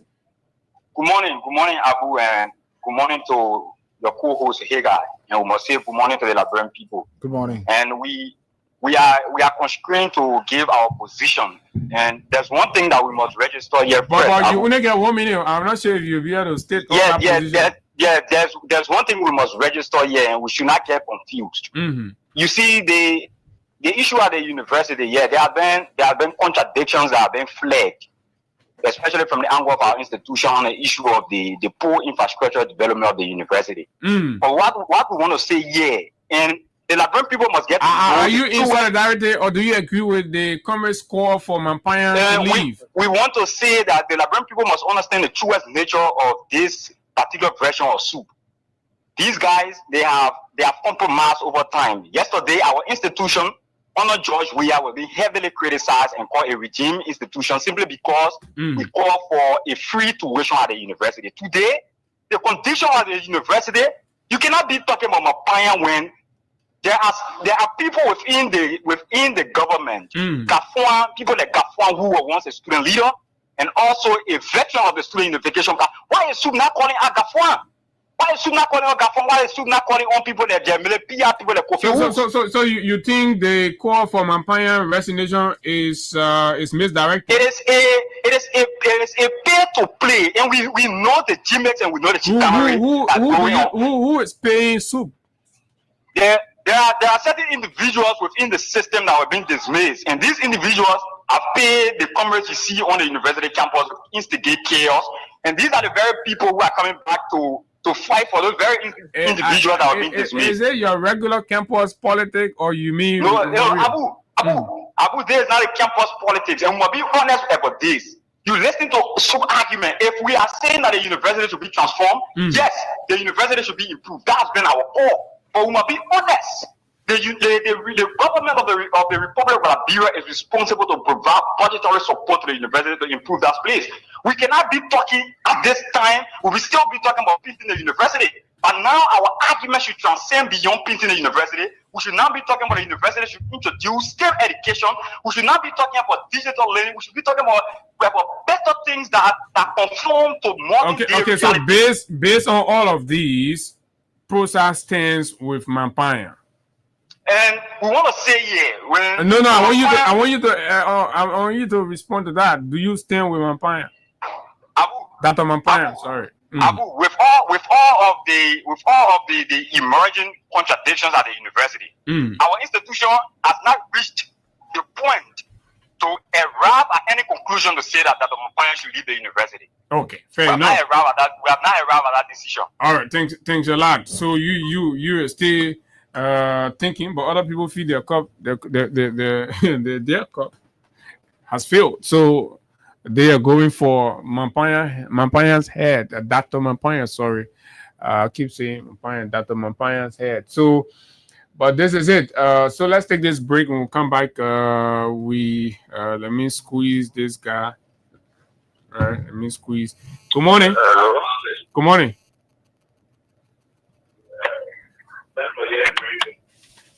Good morning. Hello. Morning. Okay. Number. Good morning. Yeah, good morning. Good morning. Yeah, my name is Musa. I'm going for station number 9. All right, let's hear you. Yeah, so the issue of the university. I think the administrator of the university has been delegated to the university. You can go to the University of Liberia where you are seeing the pathway. Any female with any voice. So Soup say the president should leave. You support that? If it is necessary for the president to leave, yes, you have to leave. No, but what do you think? Do you think it is necessary? No, let's look at two sides now. You started talking about the bathroom Bennett, then you say look at two sides again. But this is it. Quite an interesting conversation. This break will come stop off. We come right back to talk to Aliyu Kiadi. This break.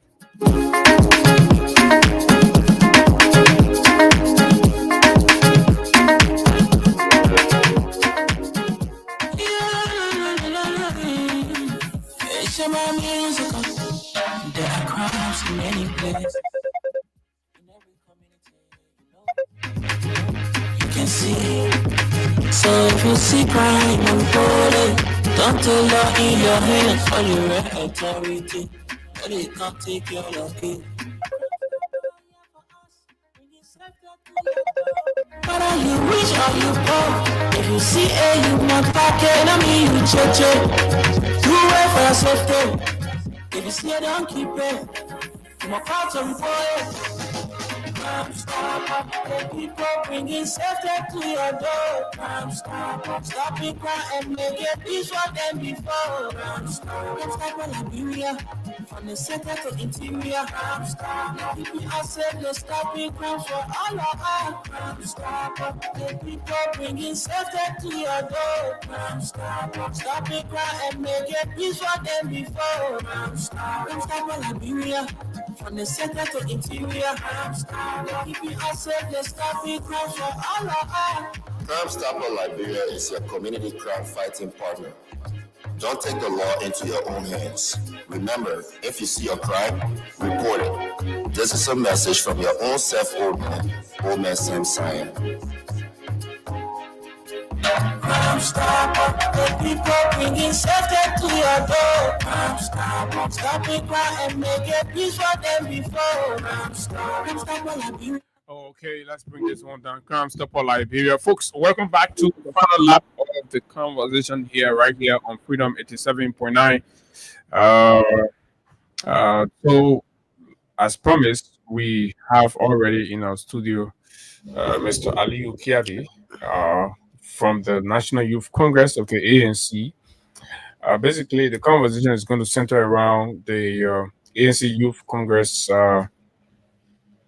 State of the Youth report, they call it. So, Mr. Kiadi, good morning, welcome.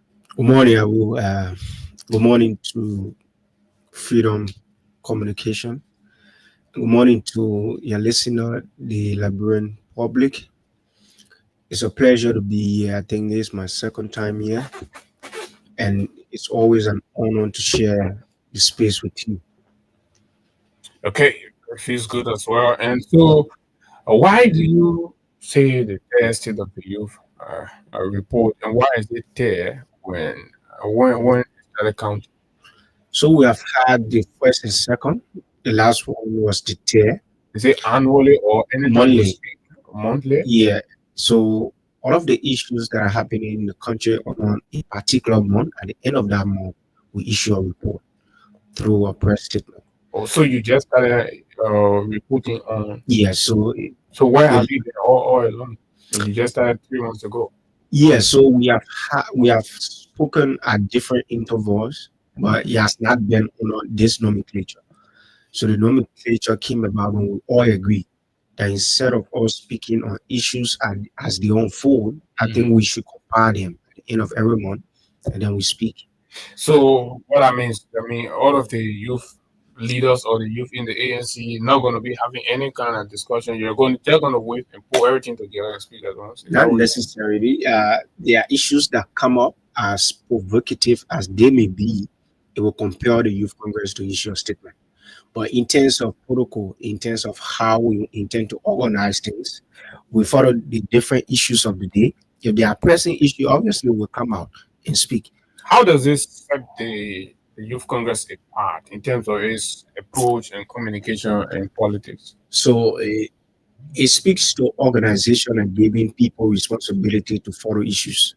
So in our party, the Youth Congress, we have the Bureau for Communication and Outreach. So to follow the political issues of the day, they interact with people, get involved in different communities, understand the issues that are affecting the people, compare them, do different analysis and write the stories, and come back to the ANC Youth Congress Secretariat. So the Secretariat follow up on those issues, verify them, do some research, and issue statements. So every time you see at the end of every month when we are issuing our statement, it's difficult for government to come and say those things are not credible, because we are following suit on all of the things that are happening in the country, verify them, do fast checking.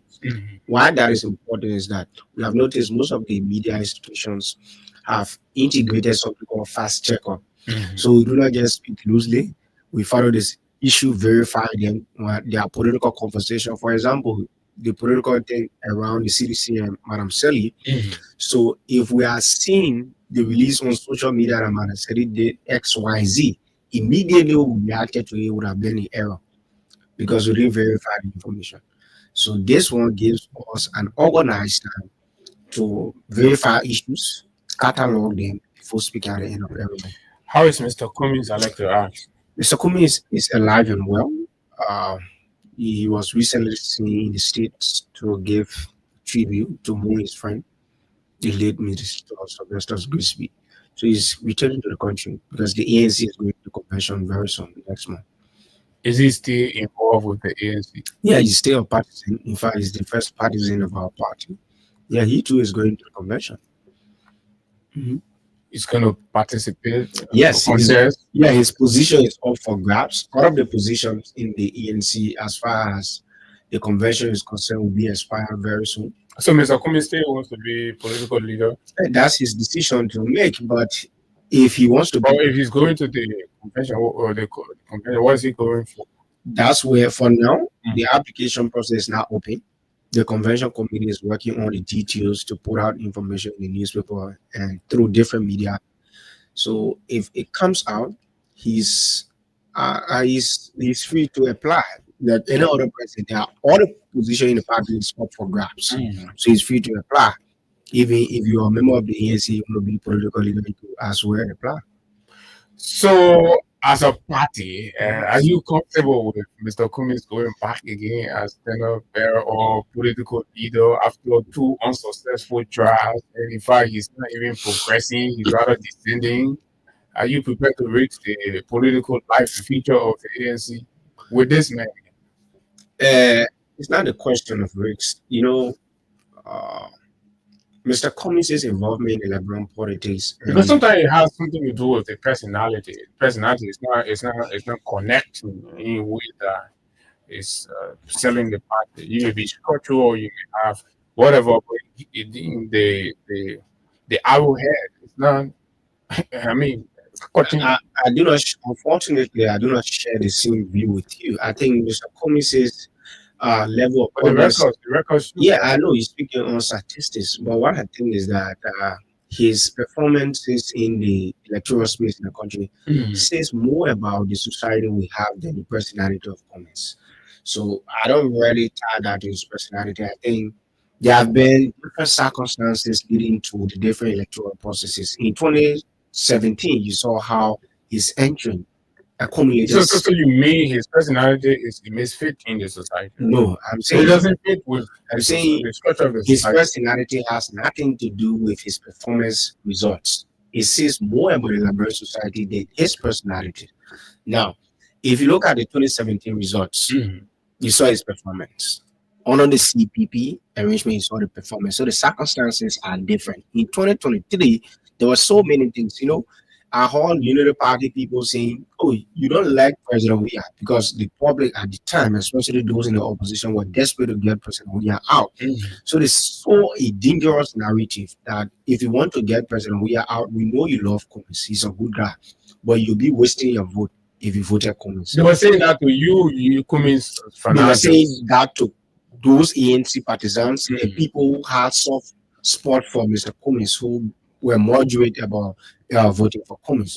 So they saw that dangerous narrative. And I think the ANC were very slow in picking that up to develop a response mechanism to such a dangerous rhetoric. And our people, most of them bought it, that we want Cummings, but we think we want so with just that low, like you say, propaganda, people that was just to pull people away from Cummings. Not necessarily. That was just one. The next thing was that the orchestration of the whole CPP framework conversation. But you can't say that with 2017. 2017, he equally performed decimally. No, not decimally. That was his first entry.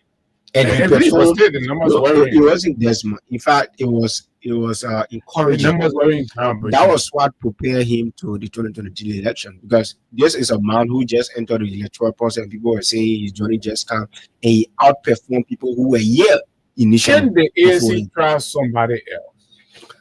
The ANC is going to convention, and all of the positions, like I said, in the ANC is up for grabs. So Mr. Cummings is going to contest at the convention to be not standabout but political leader of the ANC. So why, if what we're hearing that parties performing below 2%, I think, well, I don't know. I need to check whether that law has been revised or whatever, or still remain in force. That in the general election, will be disallowed to be candidate in the subsequent election. I think the ANC got a representative in the House, right? Yeah. So if that is the case, that law doesn't apply to them. Okay. Yeah. The law has that. Yeah. If Exumi, you see that one. Exumi, that was the case, right? 2%, right? Exumi, that was the case. We got more than 2. Exumi, that was the case. The ANC did not go to the election as ANC. We went as CPP. So the nomenclature is the justification. Yes. So that's CPP. There's no CPP. That's correct. So talk to us about the highlights from the youth report. So we spoke on many issues. We especially about one that took premier was the fight against drugs. Okay. We think the fight against drugs is only in President Bwaka's speeches and Kula Fofana press releases. It is not reflected in the national budget, and that is problematic. You don't fight $1 million just cartel with chicken change. Up to current, we still have DA officers as volunteers. How do you volunteer in a fight against drugs? You're fighting $1 million cartel using volunteers. That is unfortunate. The president is not in this fight. We've seen how when the lawmakers in this country are concerned about benefits, you see the effort they put into it. They call finance minister to come. So you're justifying the complacency in the fight. No, what I'm saying is because there is no money, so people should remain complacent and lackadaisical. No, that is not the point. The point I'm trying to make is that DA is underfunded, and DA is up against a multi-million-dollar cartel. The drug cartel is a big money thing. All around the world, it's a big money. So if the president is serious about the fight against drug, that should be reflected in the national budget, not just in his speeches. Because you can get DA $3 million and say go for $100 million drug cartel. But do they have the resources available? I think they do. But the priority... Look at the size of the... Yes, I think they do. But the priority is not there. Let me tell you how they do. There's a conversation around private jet. The country we're talking about reaching $20 million for private jet. That is a priority to the presidency. So whatever you prioritize is you find the money. We saw when the president was interested in burying empty casket. They found the money. And they went to school political goals. We saw when the president was interested in taking Alonso Stalu from Central Bank. He found the money. Okay. So if the president is sincere in the fight against drugs, there is always money. So it's not a matter of no money. The money is there. The money is there. But it's about the commitment. Yes, it's about the commitment and it's about what he takes a priority on. It is not the president's priority to fight drugs. No. It is not the president's priority to fight drugs. Because even the former judge leaders at the DA, A.B. Kumar, I remember one time he went at the house to make a presentation. The former drug leaders? The DA leader, A.B. Kumar. He said every DA officer, the least person should make 400 USD. That was his plea before the national legislature. And they didn't listen. The next time we saw lawmakers agreeing, oh, we get car with Jeff election, our cars for. So it means what they get gas. Right? So those things, they are of concern to them rather than the fight against drugs. The fight against drugs is beyond politics because Abu, you agree with me, almost all of the families in this country have a Zogo. Every family, no family can say there's no Zogo in my family. Directly or indirectly. Directly or indirectly. So it is a national crisis. It should be treated as such. Recently, I was reading the UNDP report in 2018. They are saying Liberia has between 25,000 to 100,000 Zogos in the country. Far bigger than the security apparatus combined.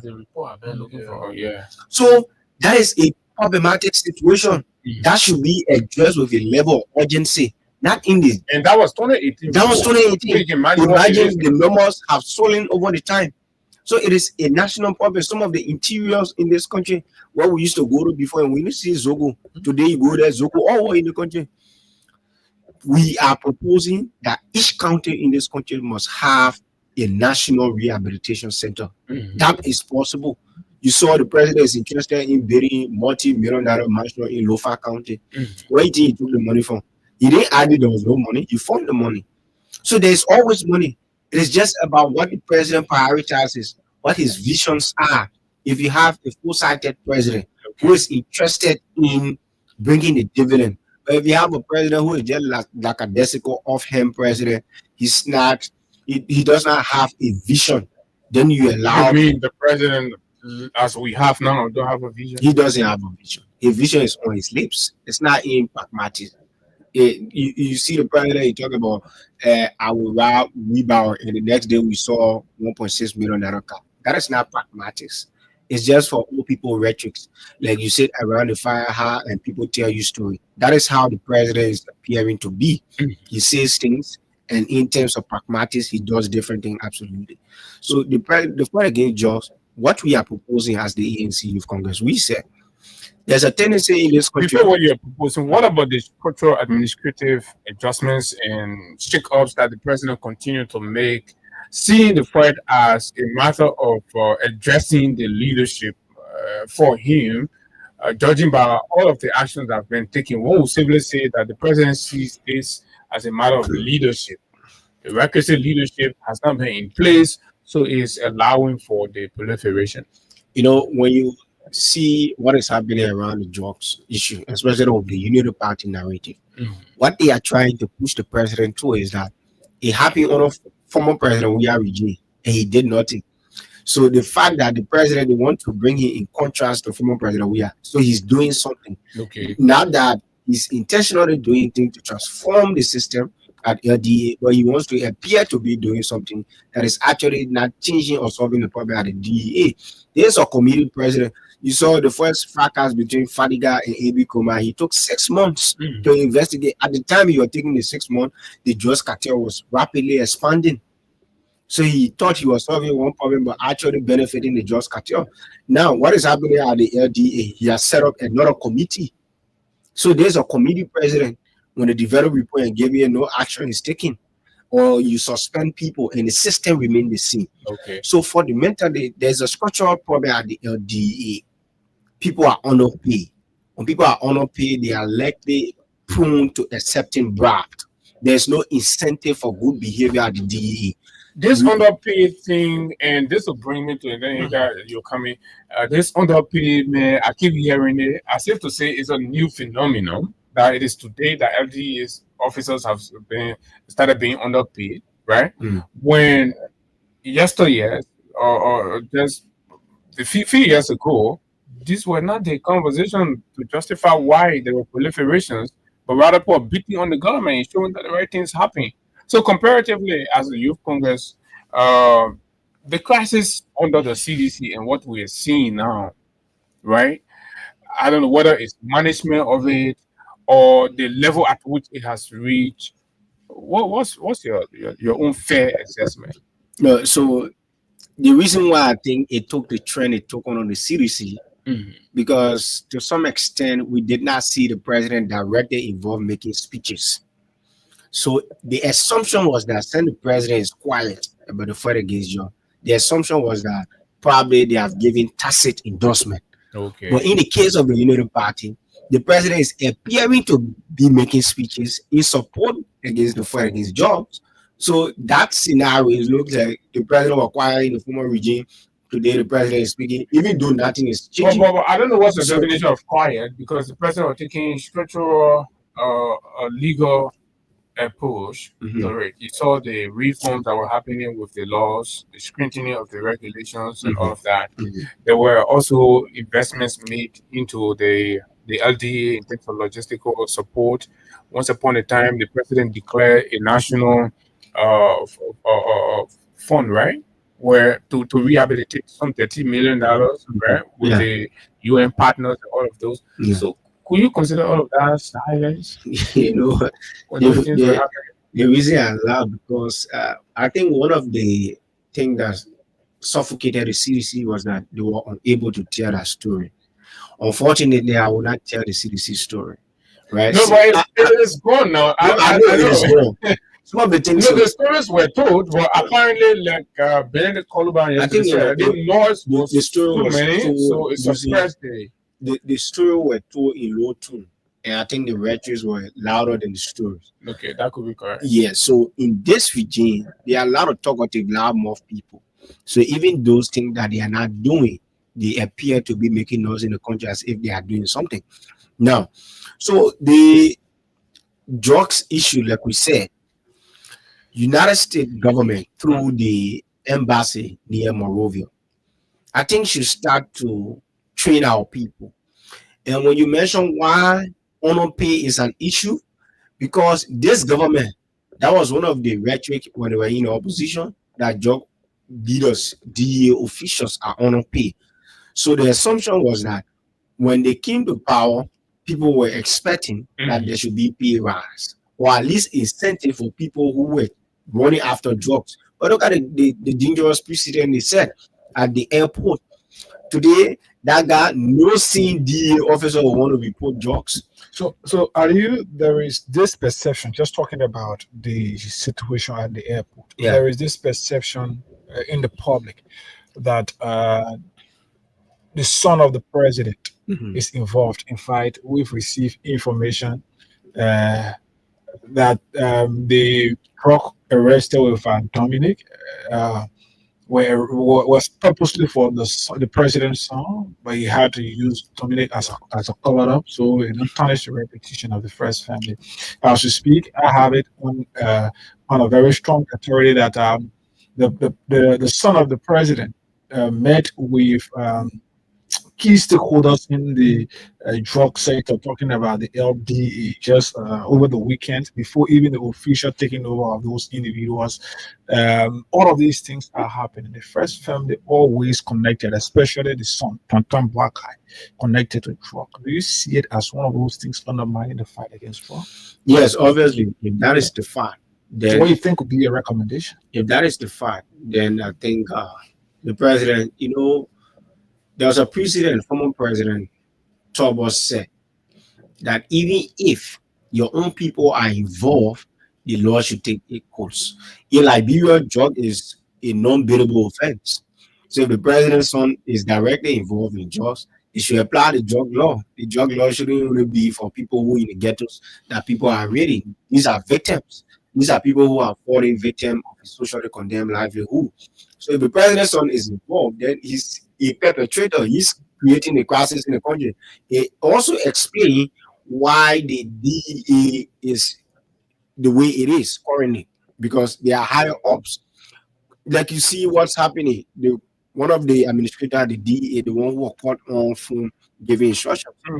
Imagine this is something that we hold on from. Whatever the ones we are not hearing, it is possible people that they are the ones making those calls, but people have not yet developed the audacity to record them.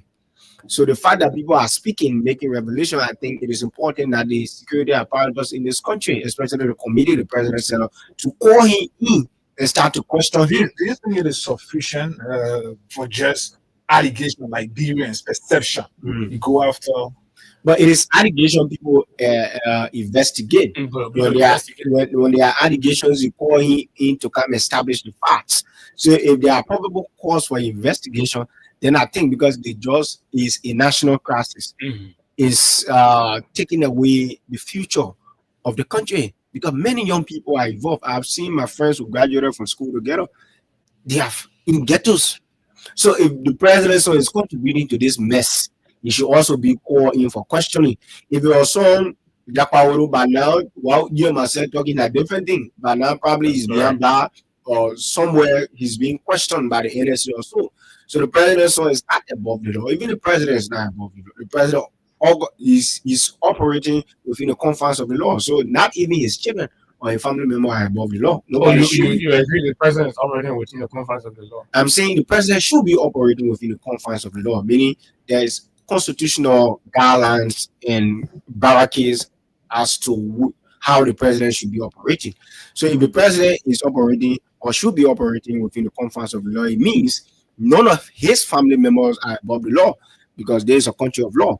Even though I do not agree that the Unity Party has respected the law in the full sense, but he should be operating within the confines of the law. Okay, so were you thinking or having conversations about a democracy? There are key indicators that one has to be looking for is human rights credentials, respect for the rule of law, and the independence of the judiciary, and other governance issues. Recently, the U.S. government released its 2024 country report on human rights, and I believe you read it and it's highlighted within your conversation. So, what is your position on that? We think that is an embarrassing revelation. The U.S. government has an intelligence bigger than the Liberian government. Because some of the things that were happening to many Liberians, they were hearing it for the first time. But those things are happening in the country. So it tells you to the extent at which the U.S. has its informers on the ground. And you agree with? I agree with the report, right? I agree with the report. There are many reports against the former government that the Unity Party agree with. The Unity Party themselves cannot counter these people because there are evidences to prove that these things actually happen. It's an embarrassment for the government. I've never believed that this government will ever uphold the rule of law. From the first day they initiated legislative coup d'etat, they also took people from training position. Even when the Supreme Court said it was unconstitutional to do so, the president still proceeded in that regard. So for me, in the ANC Youth Congress, we have omitted the rule of law from the rescue agenda, the arrest agenda. So there's no rule of law. The payroll is already shaking because we have dismantled one payroll intentionally by the hands of the president. You saw people were accused of audit because they were attached to the Rescue Alliance government. The president protected them. He allowed people to resign without restituting The those president, funds the government and the president has argued that at least they are taking action. They're suspending people. They appear to be taking action, but these actions are grounded in futility. They are of no benefit in terms of real dividend to the country. For example, you look at Ami Muda, who bought car worth almost $100,000 United States. He resigned, and the car was not resold, and the money was never refunded. The president is using it to ride I don't know who. So that is not an impactful action because the money that was meant for something else is not being diverted and it was never restituted to the account. So that is not a meaningful thing to do. I think he's. And you described the report. Sorry, in your address, you described the report as a mirror. Yeah, the 2024 mirror, and looking into the mirror as a country, what we see is arbitrary killing, torture, and of course, beating of journalists, silencing of journalists, and censorship among many things. I'd like you to expand on that. Yes, so beating of journalists has happened in plain view many times, even at the Capitol building. We saw when the police were beating on lawmakers, they also beat on journalists. In fact, there were times where the region speaker was giving clear instructions to beat people and damage their phones and all the kind of thing when you're following seeing that. Even Kula Fufana was involved in intimidation of journalists and all the kind of thing. Thank you very much. The NSC was also accused of torturing people in this country to extract evidence that were not there to incriminate certain people who they were against. We saw instructions coming from the Unity Party headquarters to intimidate certain people, to go after people. So all of these things the US government were documenting. And this is a dangerous profiling for a country in a government that prefers to be democratic. So for us, we agree with that report. And I think Liberians should see that report, like you said, as a mirror. Look in the mirror and see what I agree. I said it. I said, I think Liberians should also see that report as a mirror. When you look in the mirror, you see all of these things. My Gibby County Superintendent censor a journalist who she thought was not in the rescue line. You are not supposed to, former superintendent, you are not supposed to censor people's opinion. When people sit on the radio, they are liable to what they say. I think the Agra Kamara Act, thanks to former President Weah, guarantees the protection of journalists and free press. So nobody should go and start telling people, don't say this, suppress evidence. And there is something that is being effectively carried out by even the Ministry of Information, people that Jeremy Pia and the government bulldog Daniel Sando. These are things they are engaged with. And that report is a checkmate to government. And look, if you say government bulldog, what do you mean? He's the man who they unleashed to insult people across the country. So he's being intoxicated by government salary. So we that's the government bulldog. And I think he's not doing well for himself. Yes, because most of the people he insults, there are people he's probably not going to reach that level. So he's being used. You know, when you get one frisky child in a yard and you want to insult somebody, you're not able to insult that person. The child will not get in that direction. You say, go cause that man. That Daniel's not looking at. Anybody the regime wants to insult, they say, that way work. One picking would not respect nobody, just say go cause. Then he do go cause. That's the kind of profile he's building for himself. Okay, so you also mentioned and described the state under Buakai as a predator, and that it hunts the truth, stalks the press, devours dissent, and yet it calls itself a democracy. This is not a democracy; it is a masquerade. You can expand on that.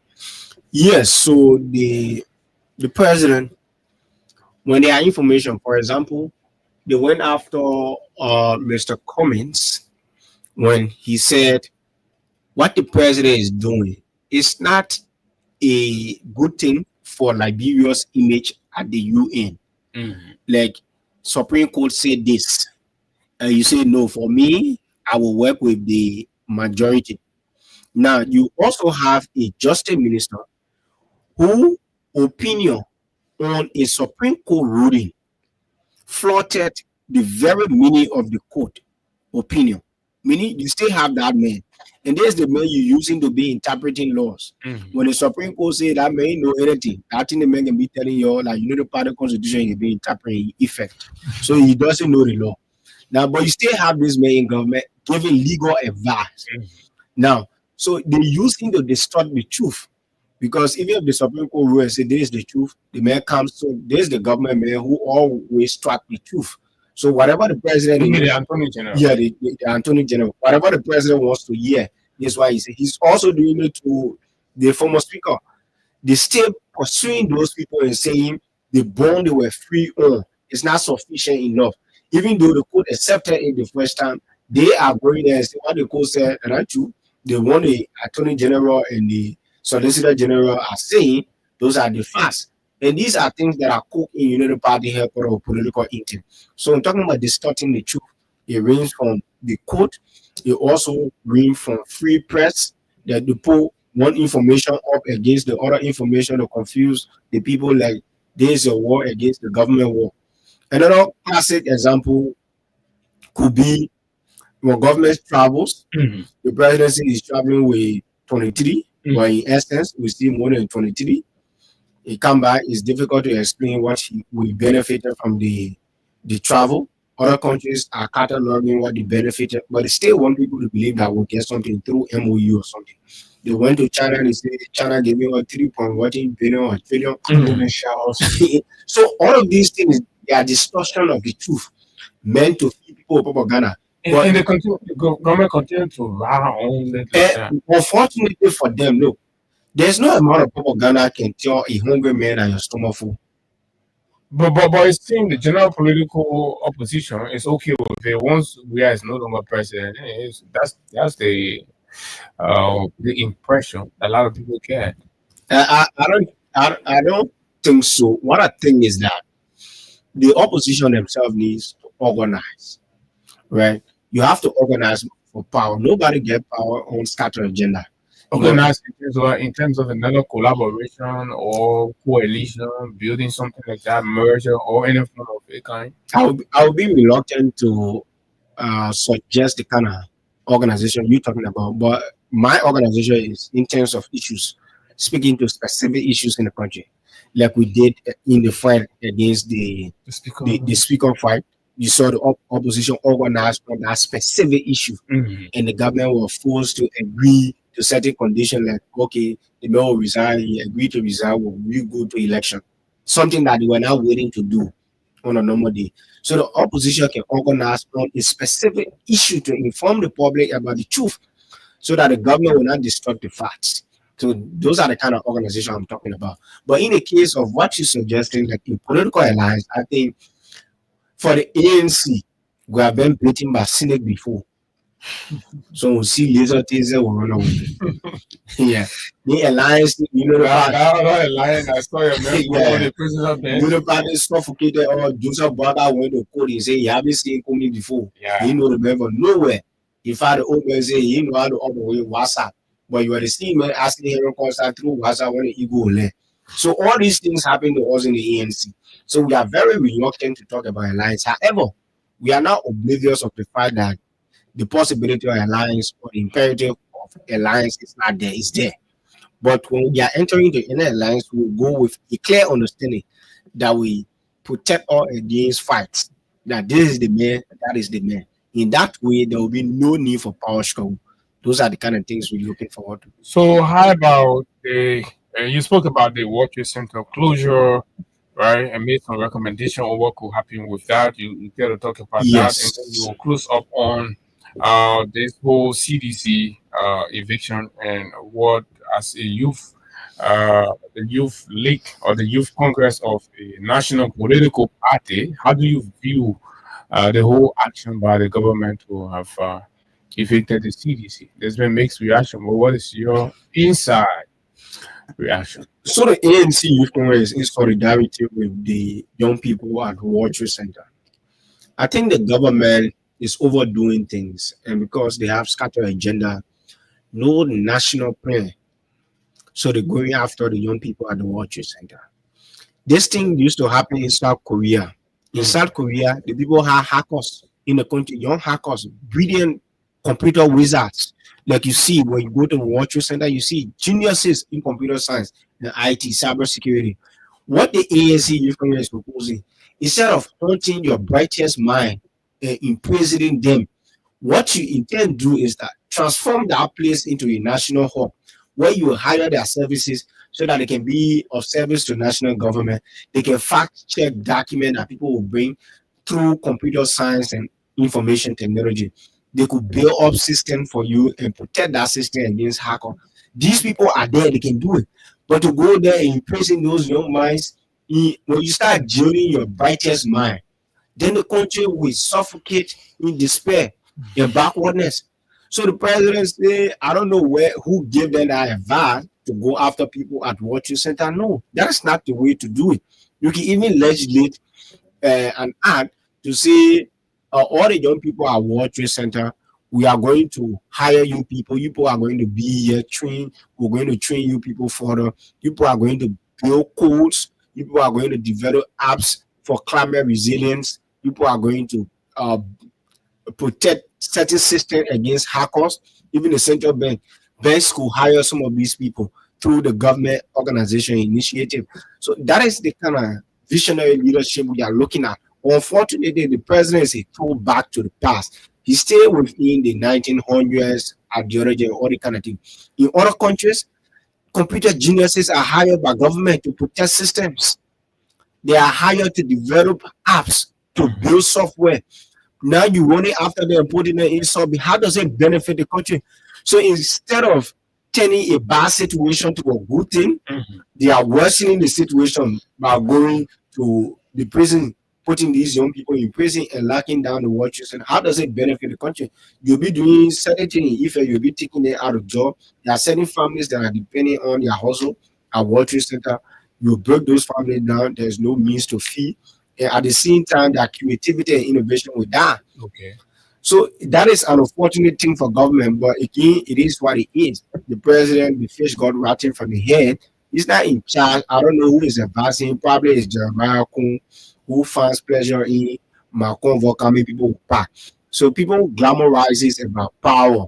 Those are dangerous people, and it is a red flag to the country. Okay, it's a red flag to the country. His name is Ali Ukiadi from the Alternative National Congress, the Youth Congress to be specific. He's been our guest here this morning, talking wide range of issues, specific focus on the latest youth state of the youth report that was released last week. But it has been a great conversation. It's always great having him. So we will go to the phone line shortly. And at the same time, we will place calls and, of course, do draw for our winners of the cash giveaway on the show. *255 *1 hash *255 *1 hash. Do we have a winner?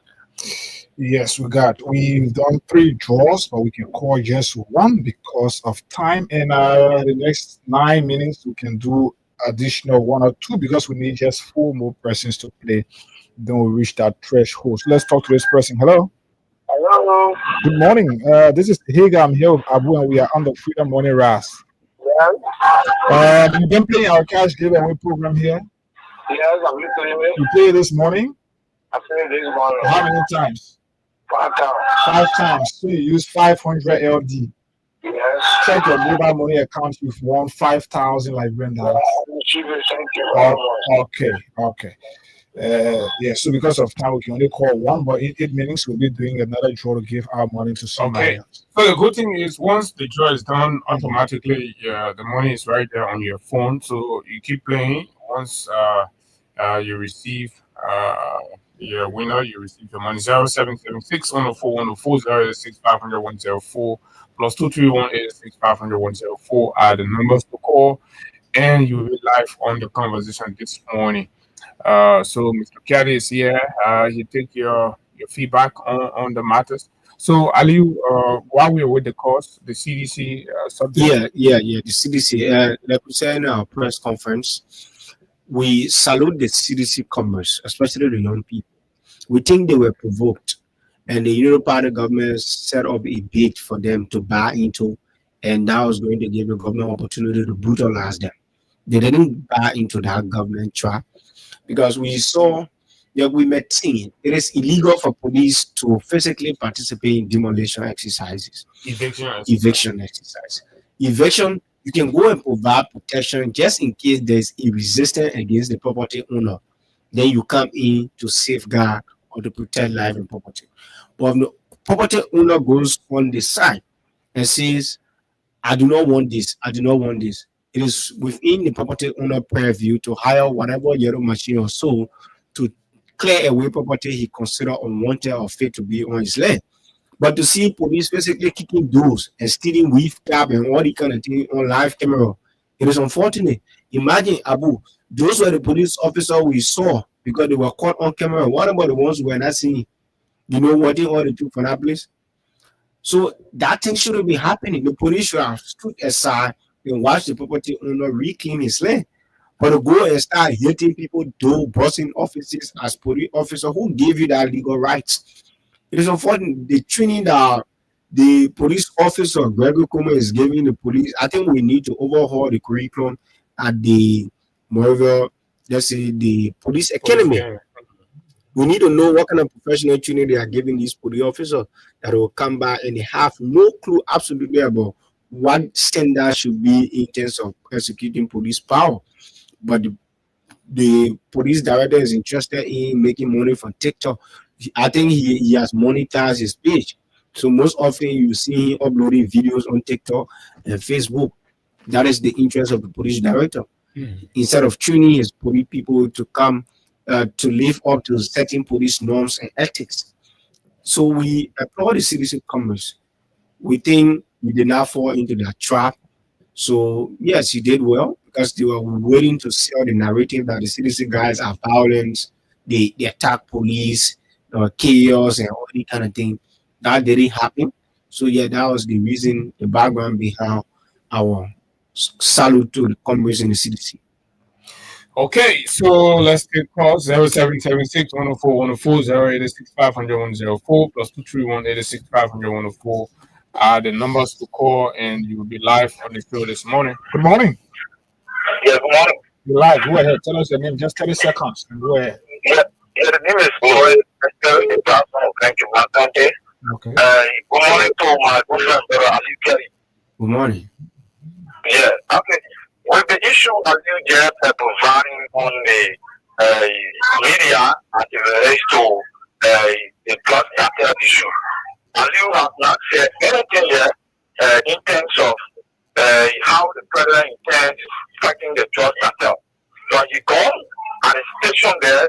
So you say, how the president intend? What do you know about the president intending on fighting drugs? The message the president is not pragmatic about the fight.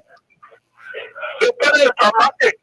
Evidence is find that the people assemble at the legislature there, and in terms of presenting their petition, and the legislature being a petition, we saw So that petition made the president pragmatic because people receive petition? No, I love to speak now. When you speak, let's talk to another person. Hello? Good morning. You're live. 30 seconds. Go ahead. Thank you for having me. My name is Yampa Yampa, and I call you from Stephen Tower. Go ahead. Actually, thank you. I wanted to take you to Ali. You see, I think Mr. Kumi, according to what you said, Mr. Kumi is a man of character. Mr. Kumi is a man of competence to be president of this country. Have you voted for Mr. Kumi before? Okay. Go ahead. All right. Hello? Yeah, good morning. You live. 30 seconds. Yeah, good morning. This is this morning from Gainesville. Let me appreciate the community studio and get, as seen as one of the greatest mind of young people about era. I want to encourage you to continue. But I want to say this one concerning the issue of Amana. Go ahead. Yeah, concerning the issue of the drug cartel, I think it's well stated by the community studio. The fact that the government is not serious because they have failed in fighting against drug in our country. Look, you can have the fight against drug being fight where you don't have the support given to the arm of government that is responsible to do this fight. Okay. Can I have the DA being on volunteer service? Then you think I'll just go anything once in a 5 years job. Okay. Now, some people are languaging in job. Okay. Let's talk to somebody else. 30 seconds. Go ahead. The line is a bit bad. Go ahead. Oh, wow. You just cannot continue like this. Time is fast spent. Let's talk to somebody else. Hello? Hello? Your time is out. Hello? Hello, sir. Right, go ahead. Okay. The recently, if you never see your other job is recorded in power, they will import electronic devices, we will get drugs all kinds of you want it. These things exist. We need kids not drugs.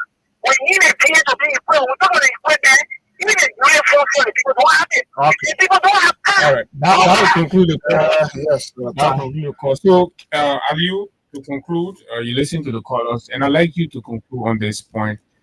Recently, the Unity Party chairman made what many have considered outlandish, as he described in his understanding parties, some category of parties in our politics as helping verbs. How has the ANC received that description? I think the helping verb thing did not cover the ANC. I want to agree that it did not cover even any opposition political party. That's my perception.